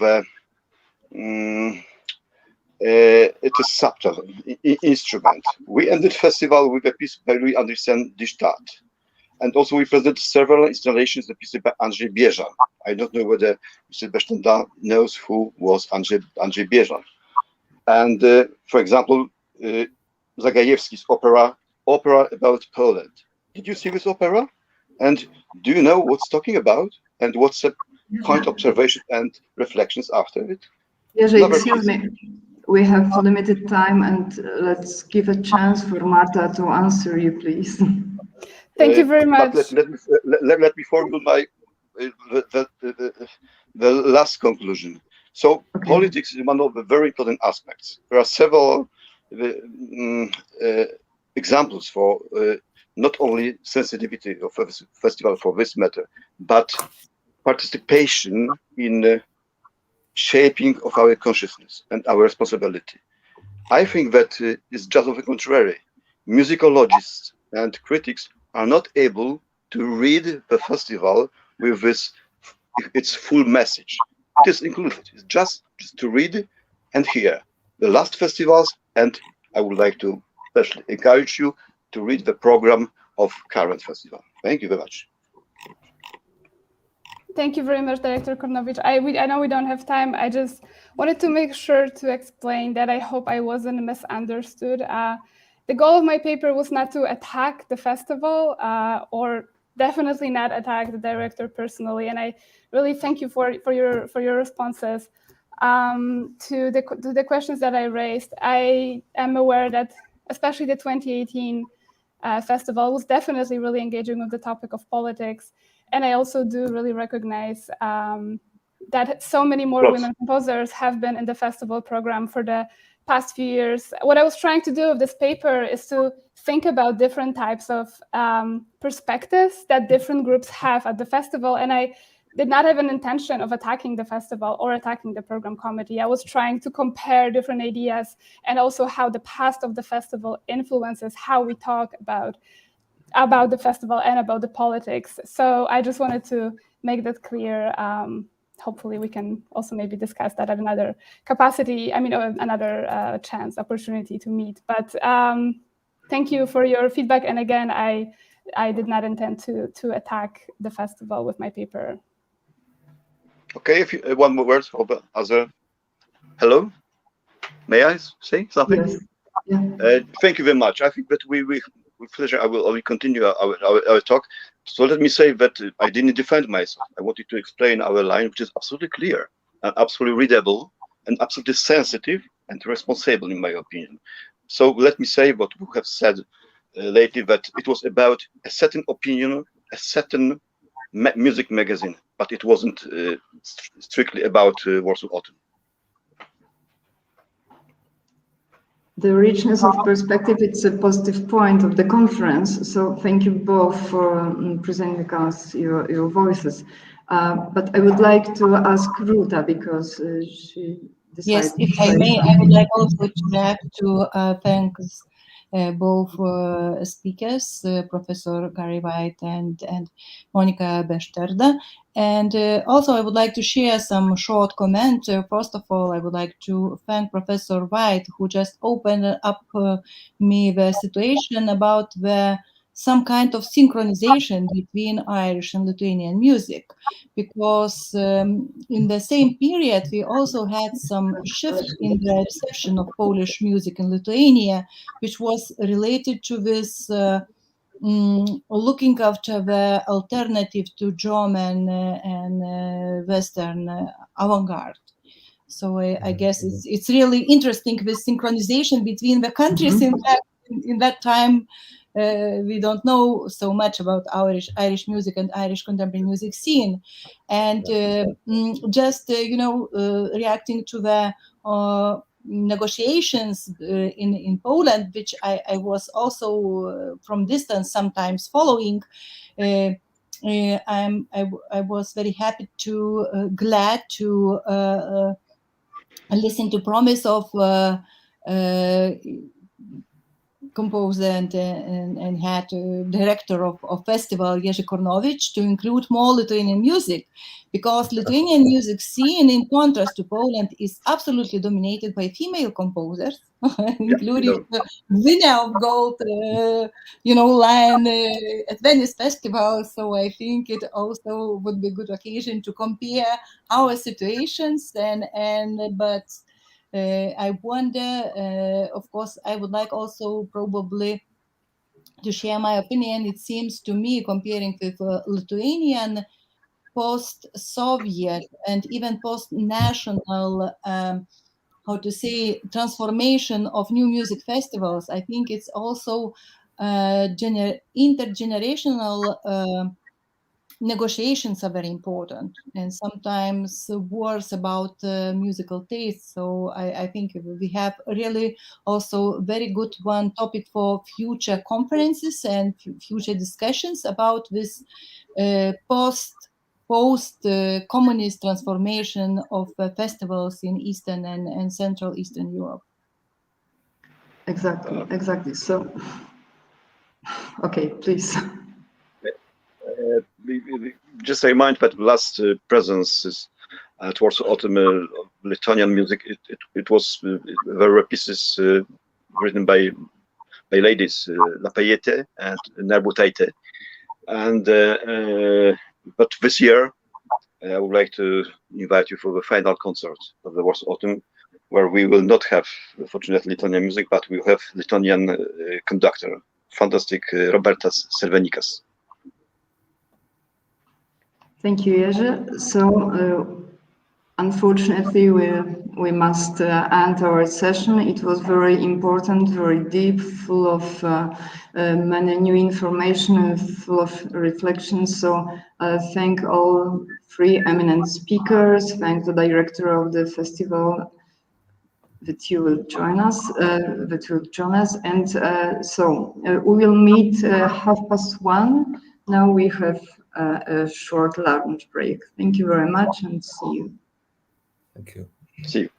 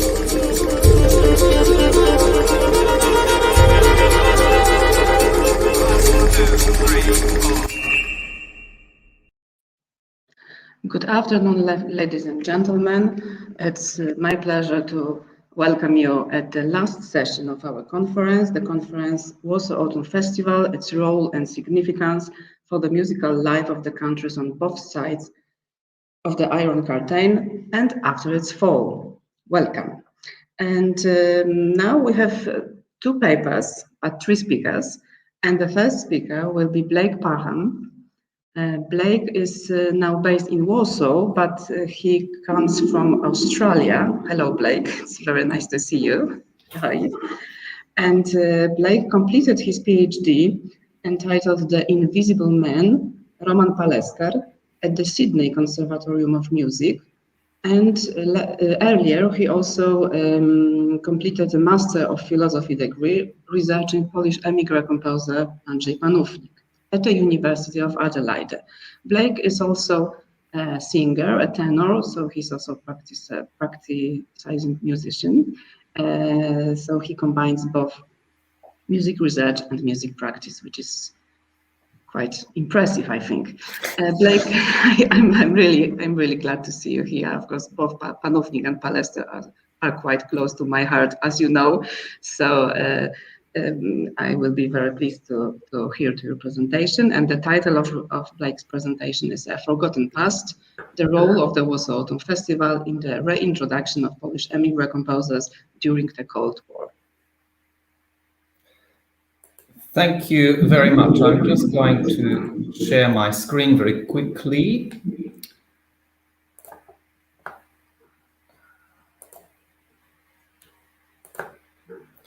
And hopefully in a moment you will be able to see a presentation which I have prepared, hopefully.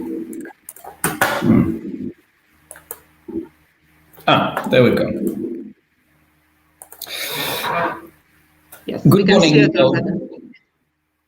Yes, everything's fine. You can start. Thank you. Wonderful. Good afternoon, ladies and gentlemen. In my paper today, I will be focusing on émigré composers who left Poland during the late 1940s and early 1950s, and who were usually blacklisted by the Polish government upon their defection. In an article in 2011, Zofia Hellman labeled this group of Polish composers as émigrés by choice, as they were not forced to leave their homeland, but were instead driven by their inability to work with or work for the ruling Communist Party in Poland. I'm going to begin my presentation today with a short statement given by the Polish émigré composer Roman Palester as part of a radio broadcast on the 4th of October 1956. Palester stated, "We have no intention yet to write synthetically and generally about the Warsaw Festival. When it comes to its objectives and doubts which these objectives raised, we have talked about them already. When it comes to non-Polish music, generally speaking, European music, not only did the festival bring no revelations, but its program was simply a compilation of randomly chosen pieces from the last few decades. On the other hand, the Polish program was undoubtedly put together very thoughtfully and with a clear general objective in mind."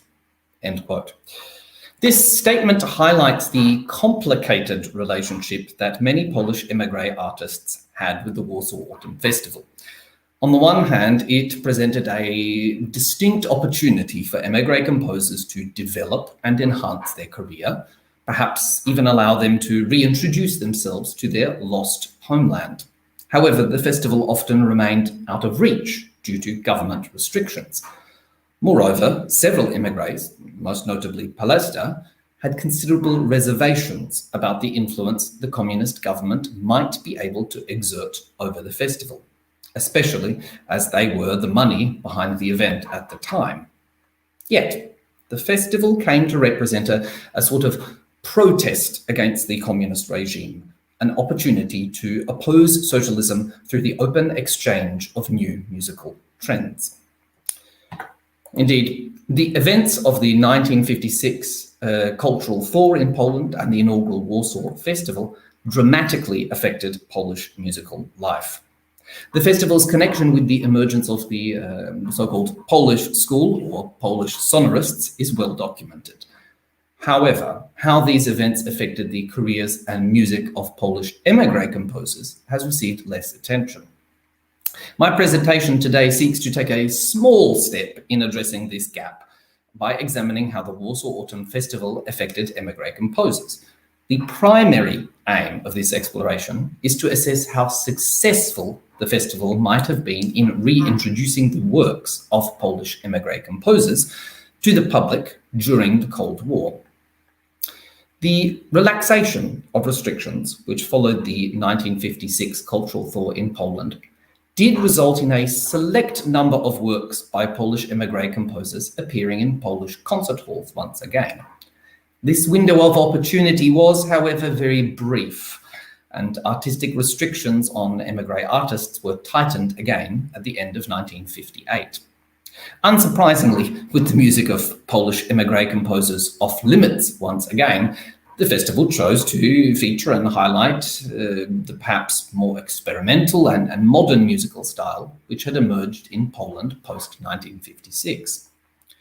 This music represented a substantial evolution in Polish musical production, with the festival acting as a conduit for Polish composers to a much larger international audience. As a result, when Western arts organizations were interested in Polish composers, they preferred the more experimental music of the aforementioned Polish school, which symbolized a dramatic shift in Polish musical production. These figures, for example, Lutosławski and Penderecki, became more widely recognized than Polish émigrés, and as a result were a much safer financial choice.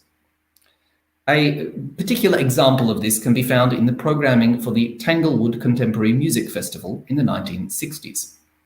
Palester, for example, was clearly interested in being involved with the festival, as evidenced by a letter he wrote to the American composer Aaron Copland, who often taught at the institution's summer school. In one of his replies, Aaron Copland wrote, and I quote, "Lutosławski really is coming. Permission has been received from both governments. There naturally will be considerable interest in his visit, if only because he is the first of the new school of resident Polish composers to come here." Oh, I've jumped ahead, but we'll continue on anyway. To come here directly from Poland.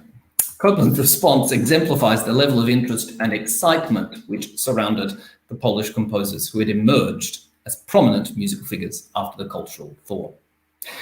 At this point, I think it's perhaps beneficial to compare the performance data of notable Polish émigré composers with that of prominent Polish composers who remained in their homeland. Using the Warsaw Autumn Index of Works, which I'm very happy to say is also available online, I have extrapolated and collected the data to make a couple of observations. Taking Krzysztof Penderecki, Witold Lutosławski, Henryk Górecki, and Grażyna Bacewicz as examples of Polish composers who remained in Poland, there is considerable variation now amongst those composers, of course, but the overall average number of performances remains relatively high at 56. In contrast, an extrapolation of the number of performances by émigré composers, in this case I have used Roman Haubenstock-Ramati, Roman Palester, and Andrzej Panównik, shows that they were featured far less at the festival, averaging 15 performances.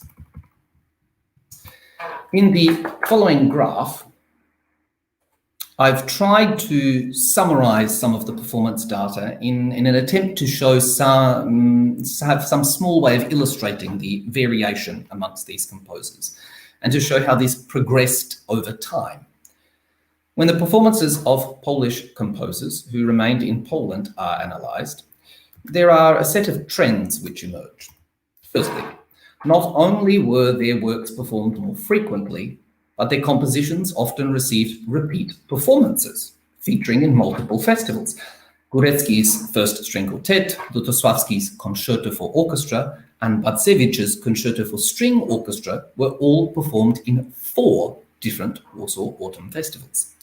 Although Lutosławski's Gry Weneckie, I hope I'm pronouncing that correctly, holds the current record, having appeared in 5 separate Warsaw Autumn Festivals.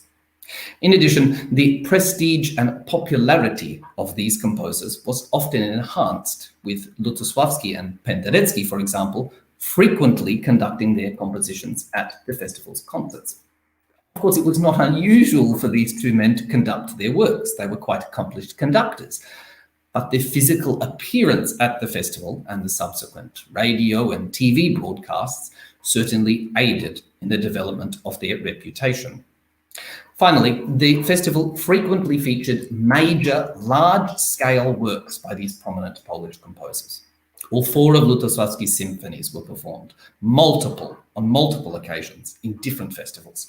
All 3 of Górecki's completed symphonies were performed at the festival, and a wide array of Penderecki's major works were performed, including 4 symphonies, his Te Deum and Stabat Mater. In the case of dissident émigré Poles, those who had engaged in a level of anti-communist political activity abroad, it was near impossible for their music to be featured in any of the Warsaw Autumn Festivals until 1977. Both Palesta and Panównik had made strong anti-communist statements in public forums upon their defection. Palesta then further highlighted his distaste for the current system at that time by becoming the head of culture in the Polish section of Radio Free Europe, a post that he held for 2 decades. In addition, he wrote a number of articles, rather scathing articles, for émigré journals such as Kultura. Haubenstock Ramati, on the other hand, was seen as a less political figure. Less of a political threat, I suppose, and thus it was possible to program his works at select festivals during the 1960s and 70s. These performances were fairly infrequent, though, and do not appear to have aided in the reintroduction of his persona or compositional output to the music-going public. Haubenstock Ramati is an intriguing case study, as his use of mobile form and graphic representation, the kind of fascinating graphic scores that he created, perhaps suggests that his music would adhere to the loose objectives of the festival in those early years. Yet he never becomes a regular feature. Moreover, unlike Panównik and Palesta, Haubenstock Ramati had not been so vocal in his criticism of the regime in Poland, and, as shown from the inclusion of his music during the 1960s, was not officially blacklisted. There are a few possible reasons for his infrequent appearance at the festival. Firstly, having taken up work as a professor at the Tel Aviv Music Academy and later as a professor of composition at the Vienna Academy of Music, he was perhaps more well known now as an academic than as a composer by some. Secondly, Haubenstock Ramati was a quiet and shy man who often preferred the classroom to the lights of the stage. As Lothar Knessel once wrote, RHR, that's his shorthand for Roman Haubenstock Ramati, obviously, became a quiet man and stayed that way. He was unassuming. He kept aloof from the glitter of public life.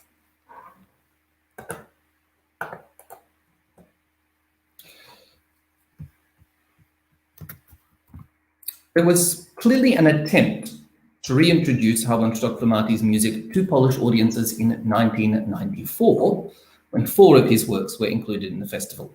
However, as he had passed away earlier that year, this introduction perhaps came a little too late to make any substantial difference.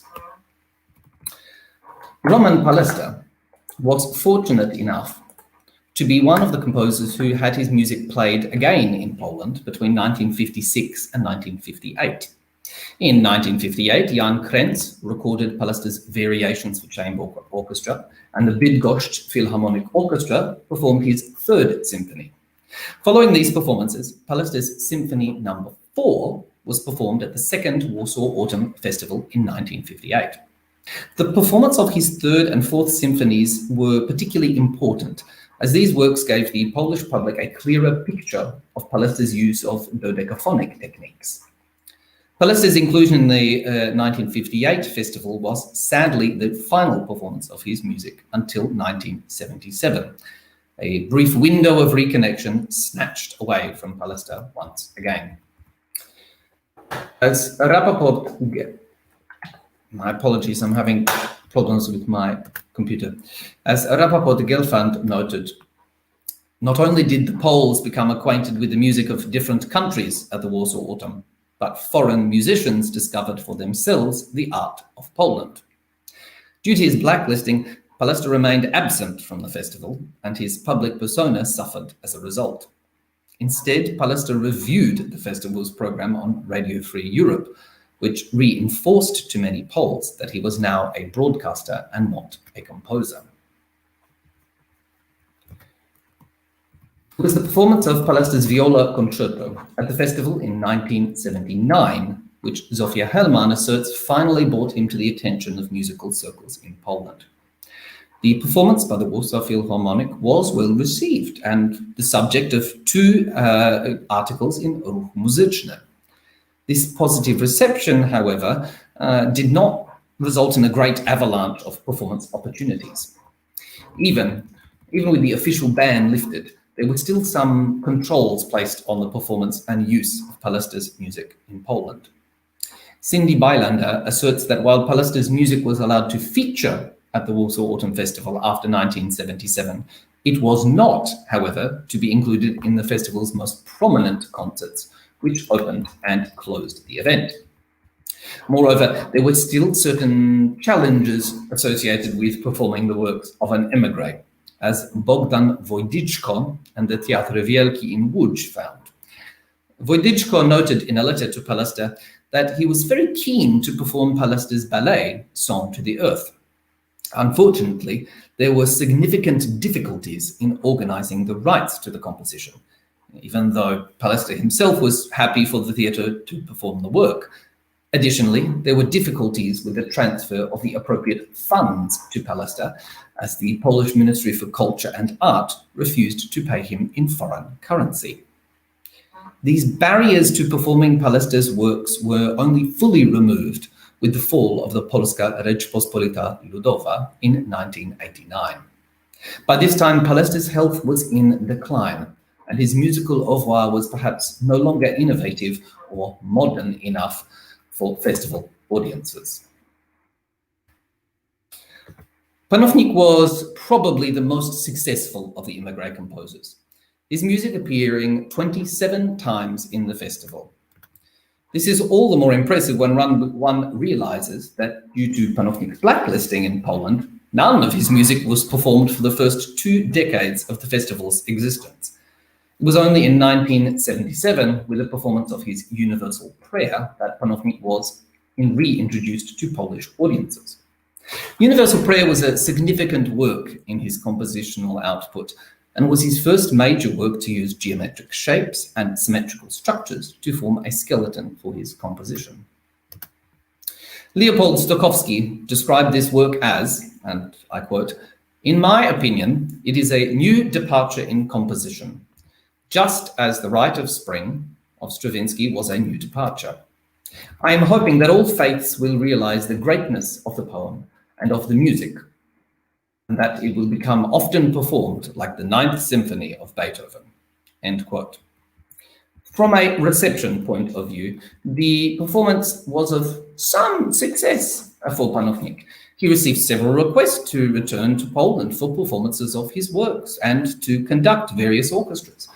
The 1970s also saw Panownik strike up an important relationship with the London Symphony Orchestra, who recorded 7 of his orchestral works, premiered his Sinfonia di Sfera, and commissioned a work for their 75th anniversary gala.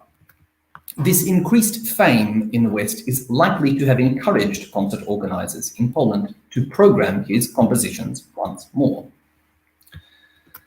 Despite several limitations, Panownik chose not to return to Poland. explaining his reasons for this decision. And I quote, "My native country is still under Russian control.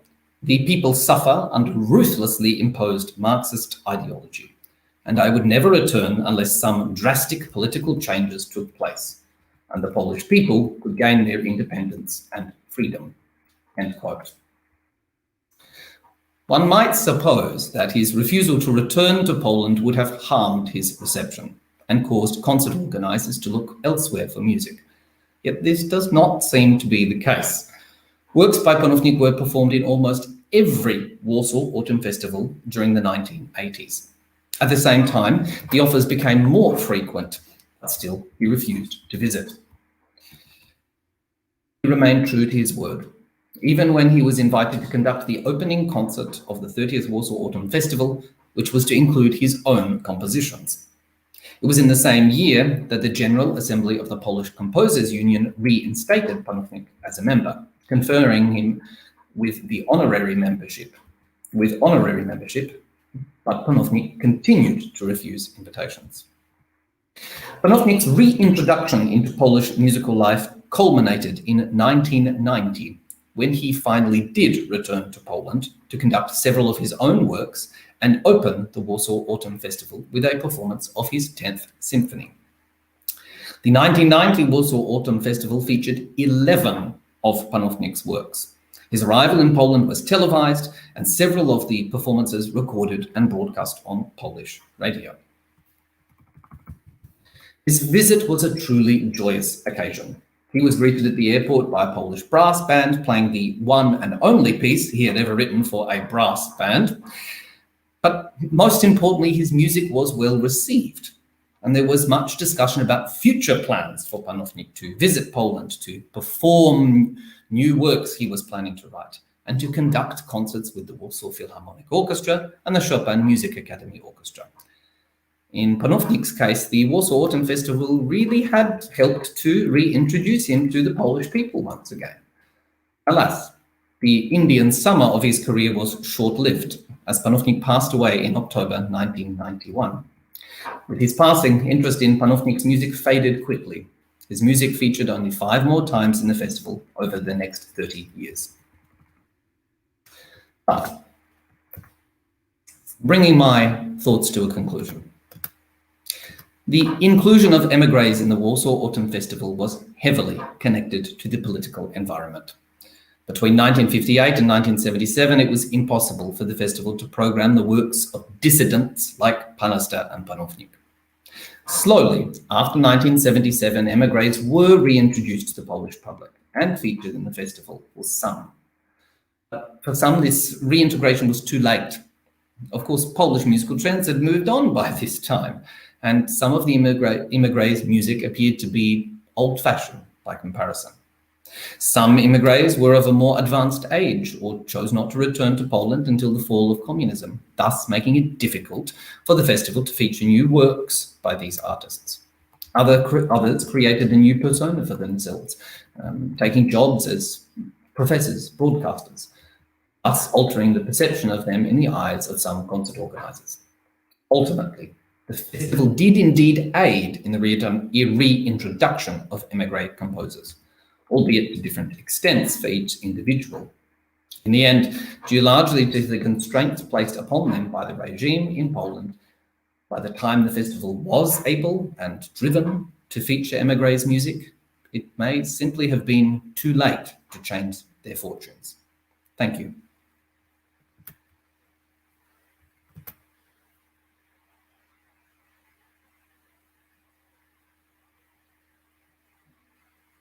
Thank you, Blake. Thank you very much for this wonderful presentation. We will go straight to the next paper now, and we'll make a short discussion afterwards. Okay, so thank you for now. And I would like to invite our next speakers, because this will be a joint paper by Andrea Bollman and Mackenzie Pierce. I hope you are well, awake now, because probably in America is a breakfast time or something like that. Okay, so thank you very much for being with us. Coffee is quite necessary, I suppose, yes. So thank you. And Andrea Bollman is Associate Professor of Music at the University of North Carolina at Chapel Hill, USA. Her research focuses on the political stakes of music making and sound in the 20th and 21st centuries, and she weaves together both archival and ethnographic methodologies. Last year, she published a very interesting book entitled Musical Solidarities, Political Action and Music in Late 20th Century Poland. And Mackenzie Pierce is Assistant Professor of Musicology at the University of Michigan, Ann Arbor, USA. And recently he completed his PhD dissertation entitled Life and Death for Music, A Polish Generation's Journey Across War and Reconstruction, 1926-1953 at Cornell University. That was in 2019. And very recently, they both contributed with into the book devoted to Nadia Boulanger and her work, edited by Janice Brooks, with a chapter entitled Friend and Force, Nadia Boulanger's Presence in Polish Musical Culture. And today, they will be speaking about Nadia Boulanger, Zygmunt Mycielski, and the politics of transnational friendship at the Warsaw Autumn Festival. Welcome. Thank you. Thank you for that introduction and for all the organizing that's gone on behind the scenes. It's been wonderful to see such an international slate of guests for such a international topic. Can you hear me okay? Yes, yes. Okay, great. So I think we do have a slideshow. Yes, it's coming in a second, I think. Okay. All right, I'll go ahead and get started then. On October 11th, 1956, Nadia Boulanger commanded the room at the Union of Polish Composers. She had been accompanied by her dear friend and former student, Zygmunt Mycielski, on the walk from her apartment at the luxurious Hotel Bristol, accommodations only accessible to visitors from abroad at the time, to a gathering of her former students on the upper floor of a building facing Market Square in Warsaw's newly rebuilt Old Town. Boulanger was one of the most feted guests at the first Warsaw Autumn Festival for Contemporary Music, and this stop was one of many during an extended visit to the Polish capital. The trip was the first of several she would make to Poland over the following 2 decades. The bustling activity of the festival kept her busy as her luminescence bequeathed importance on the new musical institution. Boulanger reportedly attended all the festival concerts, made time for individual meetings, participated in musicological discussions, was welcomed by visiting delegations from nations east and west, and even observed and gave feedback in some of the rehearsals. She contributed to the festival's ceremony, but also to the informal encounters that would become the festival's trademarks. On October 11th, all eyes were directed at Boulanger. Quote, "My Polish students are like a large family among whom I now arrive with joy. I feel at home among them. Over the course of these meetings, the years fall away and the old Parisian memories return," unquote. The union's newsletter reported her saying when she was pressed about her sense of occasion. The gathering was musically intense as she pored over and critiqued newly composed scores, gifts from the union's members. Her remarks underscore her familial ties to Poland and Polish music, capture the intimate sociability and sense of care, even responsibility she felt towards the dozens of students from Poland she interacted with there during her lifetime. Of the 24 people gathered at the union, she had taught 19. By the end of her life, more than 50 Polish composers and pedagogues would have studied with her. In her last letter to the union, composed on the 9th of January, 1979, her opening salutations expressed how touched she was by the organization's loyalty and affection. Boulanger's Polish students extend across generations. Some lived and worked abroad, such as Michał Spisak, Stanisław Skoraczewski, Marta Pszczanski, Zygmunt Krause, and others, but most returned to Poland after studying with Boulanger in Paris. In the 21st century, these former students still occupy leadership positions at the nation's top conservatories and musical organizations. The French composer's Polish family continues to grow. In this talk, we consider Nadia Boulanger as a vital force for Polish music and musicians, with a special focus on the role played by her 1956 visit to the Warsaw Autumn Festival of Contemporary Music. In the article for Nadia Boulanger and Her World, we follow the French composer in Warsaw through the decades that preceded and followed this visit. For post-war Poland, Boulanger was not only a symbol within cultural diplomacy. Her friendship with Zygmunt Michalski, a prominent public intellectual, persisted through emotionally laden correspondence that reveals a compassionate mutual respect, an affection that is, in many ways, representative of the intimate relationship she had with her Polish family. Today, we emphasize the role that the politics of friendship play for the realization of internationalist exchange. When Boulanger visited the first Warsaw Autumn Festival in 1956, she was unquestionably a star. Jerzy Waldorf wrote, "Among the many musical celebrities from all of Europe at Warsaw Autumn, Nadia Boulanger reigned supreme." He compared her with the Queen of Belgium. The Composers Union designated her the most influential guest. When she entered the National Philharmonic for the festival's first concert, this is the conference. Anyway, mere moments before the lights dimmed, she received her own round of applause. Her presence was amplified through newspaper reviews. At least 23 papers mentioned this attendance. Above all else, Boulanger appeared a selfless devotee of music. Commentators noted her seemingly ceaseless ability to attend every concert in the jam-packed week. Writing a color piece for the newspaper for younger readers, a journalist asked Boulanger as she passed through the lobby of Hotel Bristol if she was going to take a rest. She replied, "A break? Never," and then lauded the sound of a Polish choir she'd heard. Such portrayals of Boulanger recycled well-established tropes that had surrounded her in the 1920s, when French critics reconciled her gender with the traditionally masculine work of conducting by painting her as a quote-unquote servant of music. If Boulanger's public image was somewhere between that of a celebrity and musical votary, she engaged specialist audiences of students and composers with what she considered the pressing issues of music of the day in Warsaw.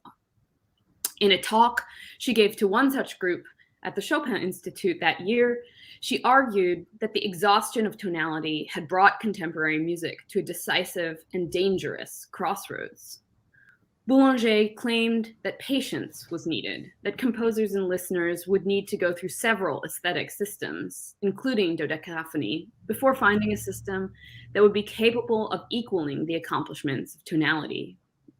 Opinions would necessarily be extremely divergent and fragmented, in her words, a claim her former student, Witold Rudziński, heard as support for the festival as a platform for debate.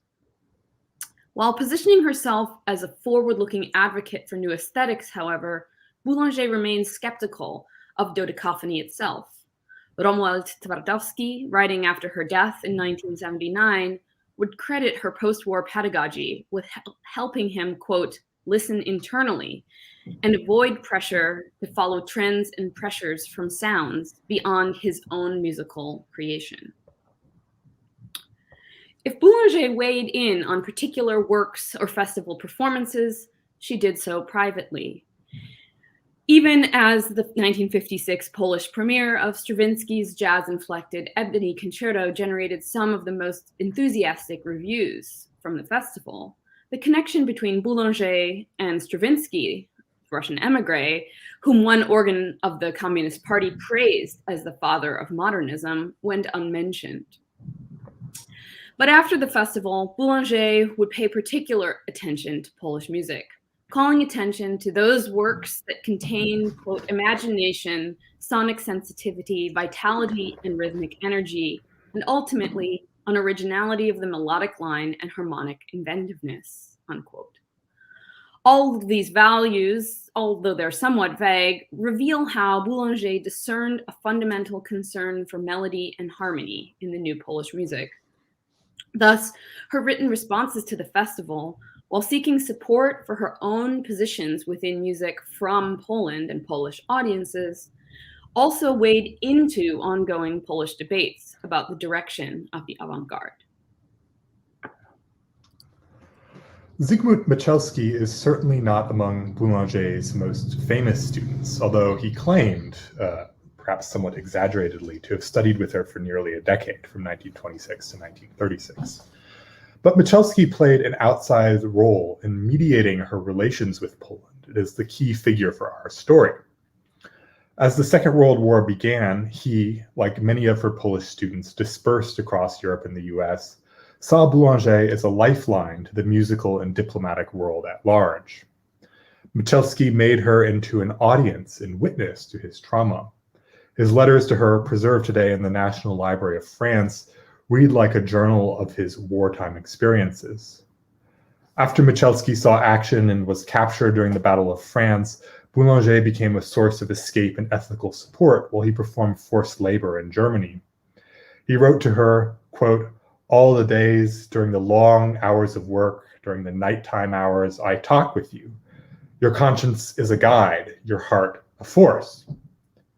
In many ways, the intensity of their intimacy at a distance, established first during Michalski's captivity, would continue to her death in 1979. During her visits to Warsaw, he accompanied and guided her, hosting her at social gatherings in his home.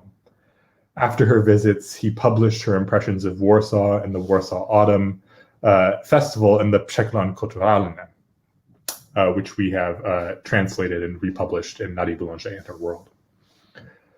Boulanger and Michalski had likely seen each other again before 1956, in 1939 and again in 1949, when he visited France as part of a delegation sent to coordinate celebrations for the Chopin Centenary. But Boulanger did not take her first visit to Poland lightly. She wrote, quote, "If my arrival is important to you, think of what it represents for me. I don't know how to tell you." Several commentators noted that Michalski and Boulanger were to be found side by side throughout the festival, and what had been an intimate epistolary friendship took on an element of public performance and allegiance. It was at this time that Michalski presented Boulanger with an inscribed manuscript copy of 2 songs from his cycle Ocalenia, Rescue. Composed in spring 1946, these 2 songs were no longer congruent with his compositional outlook. But the gift was a powerful, even therapeutic echo of the exchanges about war, suffering, and destruction that he had had with his French teacher, mentor, and friend over the preceding 15 years. The cycle sets a selection of poems from Czesław Miłosz's 1945 collection of the same title. Rescue is a literal description of the volume's contents. The publications contain poems his wife, Miłosz's wife, Janina, was able to take with her when she fled Warsaw during the uprising at the end of the Second World War. But the collection also summons a haunting specter, the failure of Catholic Poles to prevent the liquidation of the Warsaw Ghetto, as expressed in poems such as Campo de Fiori and A Poor Christian Looks at the Ghetto. Michalski's choice to set the concluding poem, Dedication, or Przedmowa, of the second cycle of the collection, maintains genocide's reality as a haunting presence, the specific dark and silent prelude before his music unfolds. In his Rescue, Michalski treated each of that poem's 5 stanzas as the text for a short song.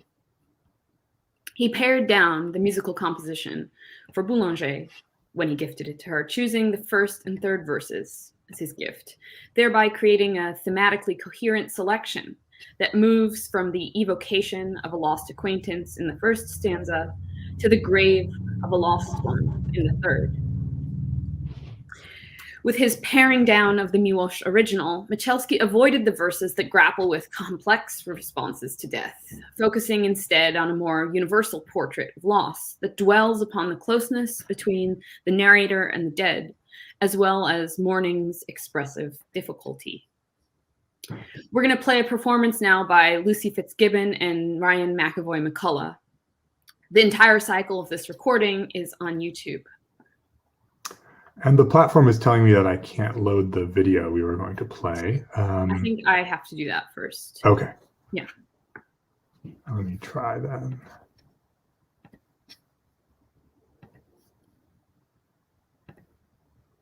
No, it doesn't seem to want to do it. Well, okay. Yeah, it says the it doesn't want to share it. So it's worked fine in the tech trial. So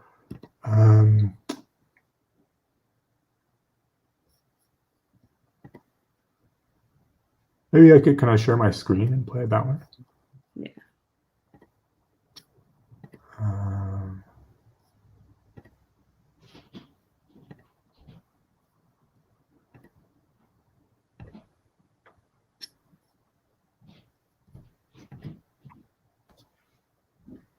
There's no audio, Mackenzie.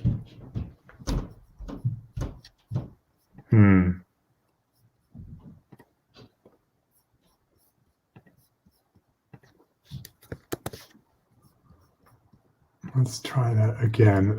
This is a totally new platform for those of you who are forced to watch this. Sorry, let me help you. Could you try to click share button and then video file? And yeah, that doesn't working. work. Because it was working during our tech call, so I hope that it will be working now. Yeah, it says the browser is having trouble sharing it. Okay, well, let's see here. Or when you click share and then choose, I don't know, the window to share, you need to check share audio system or something like that. Okay. Okay, I put, let's try now.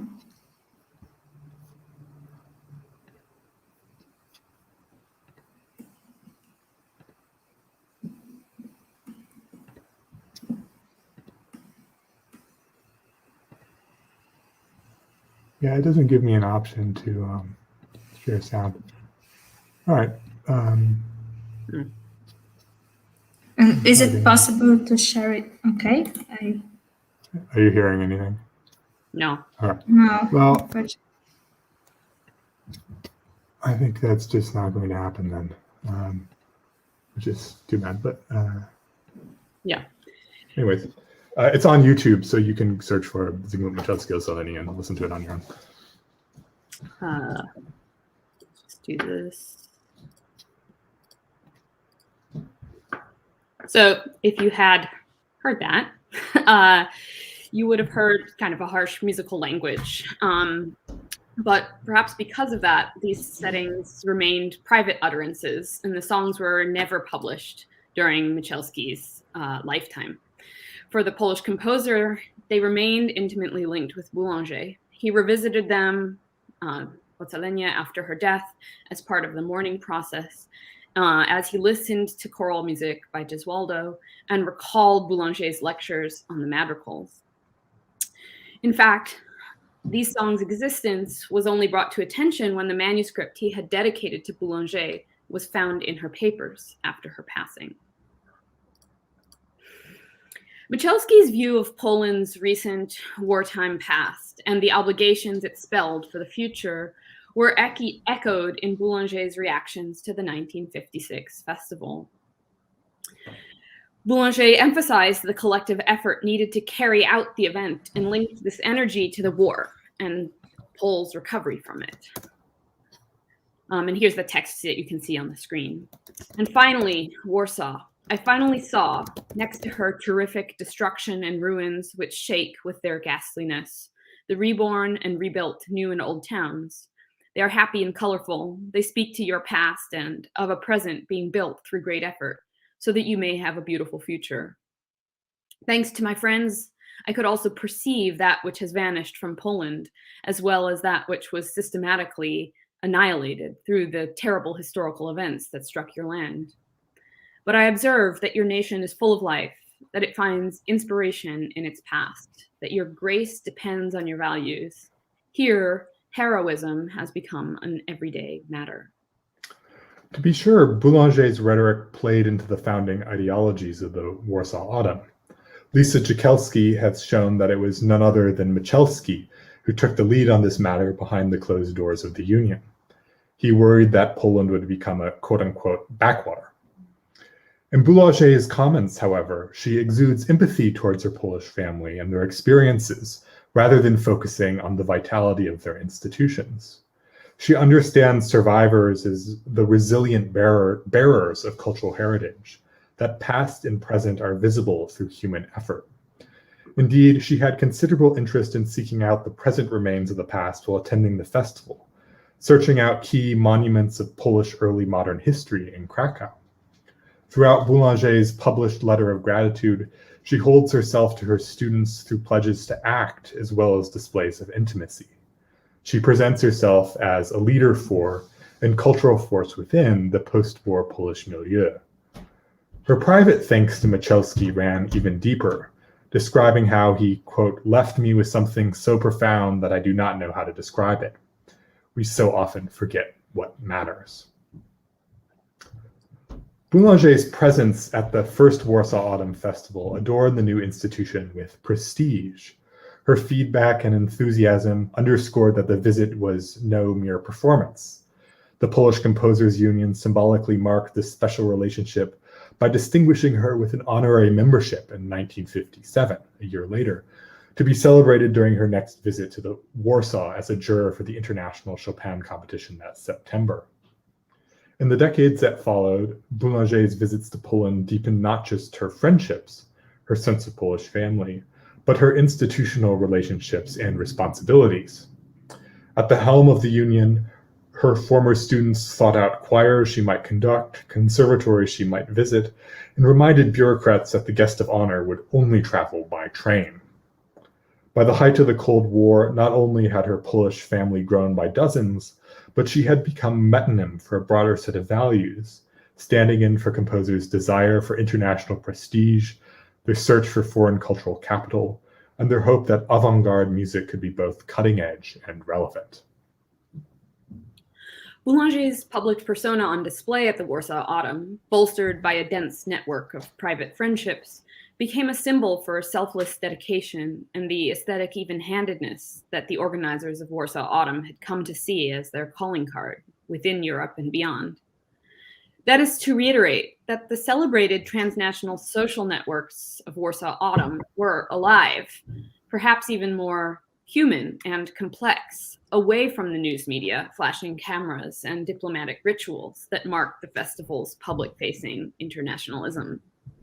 The friendship Boulanger and Michalski nurtured with each other through private correspondence was their space for shared reflection on aesthetic, spiritual, and humanist matters, a social intimacy beyond institution that grounds the transnational in the interpersonal.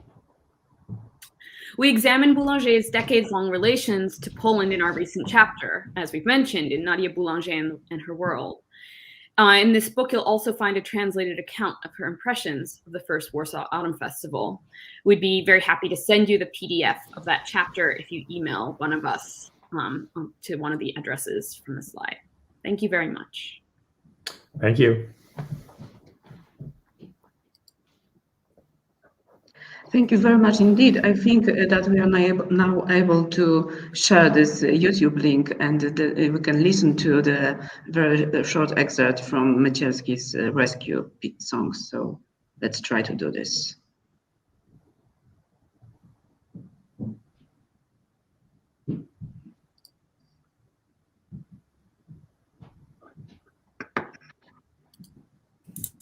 Yeah, sorry, I shared the link on via Facebook and Pine, but actually I'm not going to play it now, if it's okay. Mm-hmm.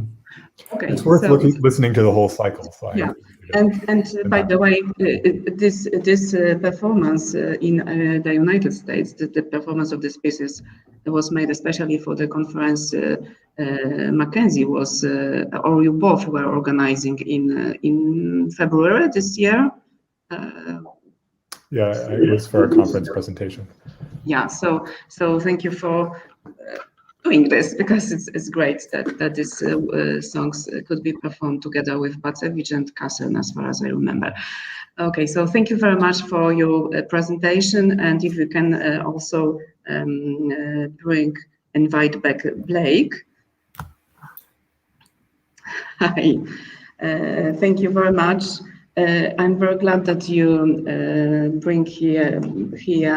brought here the names of the Polish emigre composers, and also Nadia Boulanger and her influence, her connections with Polish composers, and also with the first editions of Warsaw Autumn Festival. Regarding emigre composers, Blake, thank you for saying about different, just for pointing this different attitude to different composers, because it is really quite a diverse question and problem and issue how the music of Palester or Panównik was included at the festival, and how it was with other composers like Spisak, Szałowski, Haubenstock-Gramati. As you said, the Haubenstock-Gramati wasn't. So I just want to go too far maybe now, but definitely it was more difficult to perform the music of composers who were considered as a political enemies in a way. So certainly Panównik made statements against the regime, as you showed, and Palester, I think, was even in a worse situation, because he was a speaker of Radio Free Europe, which was really something like the biggest enemy for the system.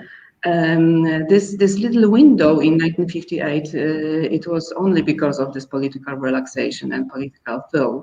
And I have just, and it didn't happen to Panównik, but it did for Palester. But I know from their correspondence that they both were very sad, let's say, and they couldn't quite understand why after that, why in the 60s their music were not promoted by Poles anywhere, not only in Poland, but also outside, because they thought that after the relaxation in Poland, their music they could join Polish musical society, but it never happened until the late 70s. And as you presented, Panównik's music were quite regularly performed from 77. It was not the case of Palester, and of course this was perhaps because Panównik was much more successful abroad, and it was easier also to perform his music. His music was performed not only by Polish performers there, but also by the orchestra from the United Kingdom, for example. But the reception was very mixed, I have to say, because his music was, by many of the musical society in Poland, received as quite conservative compared to Penderecki, Lutosławski, Bert or Serocki. And from this perspective, I think, and I'm interested, what do you think about it? Palester seemed to be in the most difficult situation, because his music would fit much better to the festival aesthetic ideas, I think. But it was just impossible for him to be performed for so many years. What do you think about it?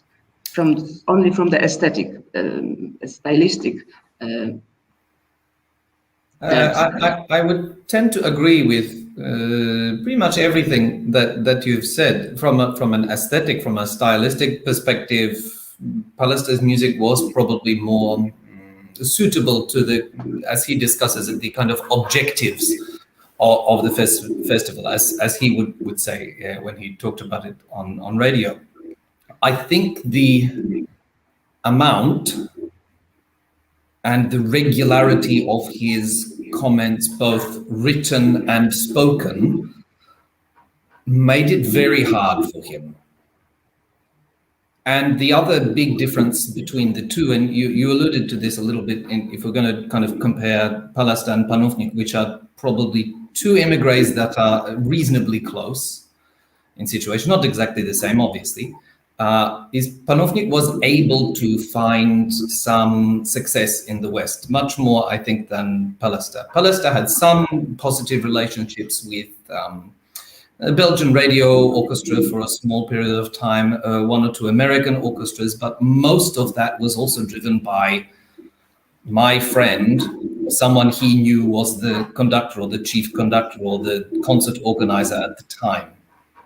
Panofnik seems to have been able much more to create, say, perhaps more useful relationships, the LSO being the kind of most obvious example of that. And I think that helped a lot, purely because it meant he was no longer composing things that wouldn't get performed. And in the case of Palasta, unfortunately, a lot of the things he wrote, he passed away with no one ever having performed them. So I think success in the West helped Panofnik kind of reintegrate a little more. It gave more reason for concert organizers to kind of bring him back. I mean, yeah, I think that's probably my thought, but it is from a purely aesthetic point of view. While I enjoy music by both composers, and I have to say occasionally don't enjoy music by both composers, from an aesthetic perspective, Palasta was probably far more suitable. But I suppose that reinforces for me that, unfortunately, in composition, just as in life generally, it's not always what you know. Sometimes it's who you know, or who you can become friends with, who you can create relationships with. Yes, I absolutely agree. And this is also the question about, for example, very practical question like the access to musical material. Palasta, who wrote quite large scale works like symphonies, or for example, he didn't have a very good publisher for quite a long time. So it was not easy to organize materials. That's also a part of the problem. But our time is quite limited, so at the moment, so I just would like to thank you, Andrea and Mackenzie as well, for bringing here to our attention Nadia Boulanger and Zygmunt Mycielski.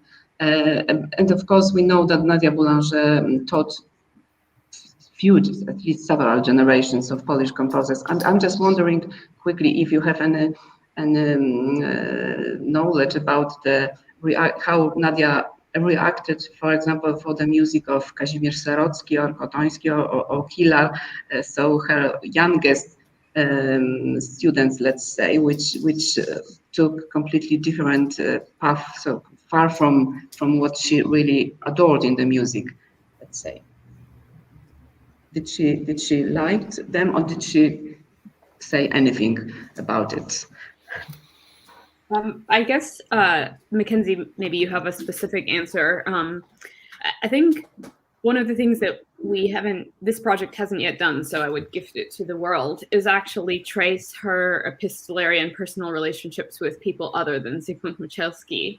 And what's really interesting about Boulanger as a politician is that she doesn't really speak specifically about her former students in public utterances. So she's not interested actually in celebrating certain students over others, or even creating kind of aesthetic debates among the different paths her students took. And that's, I think, fairly consistent also with students elsewhere in the world.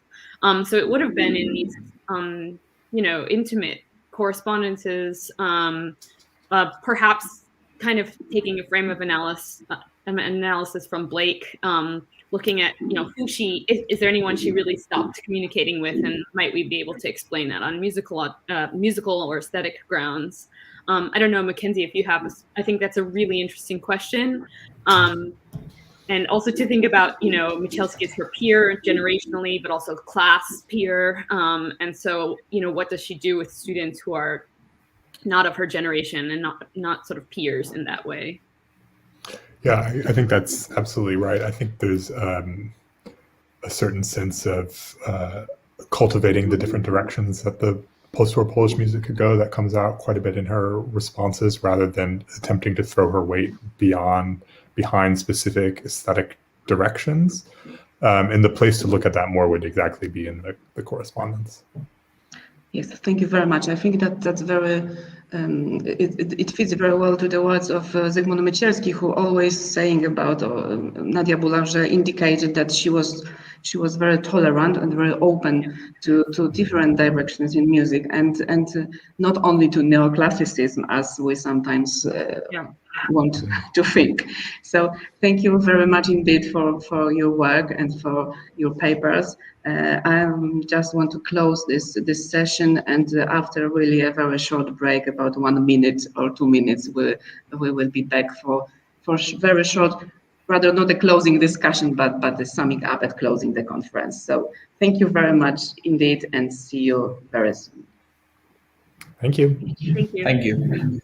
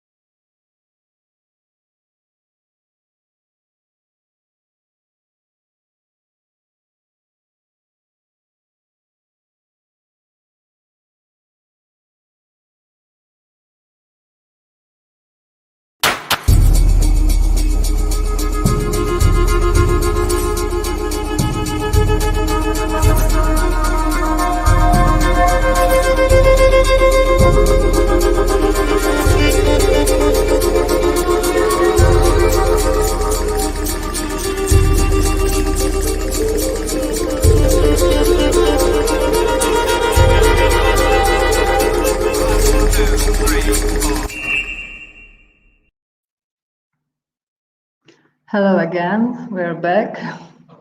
Together now. Together, finally.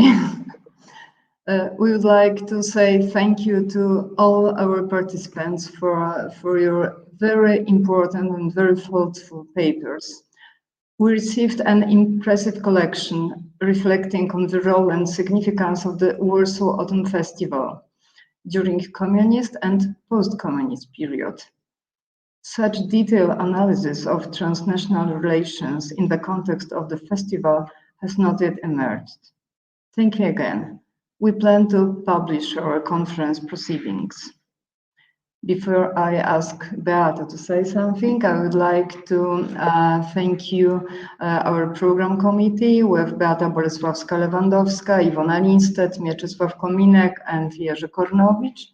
And also, I would like to thank the institutions involved in the organization of the conference. I mean, our Institute of Art of the Polish Academy of Sciences, Polish Composers Union, and Warsaw Autumn Festival, as well as Ministry of Education and Sciences, who supported our conference.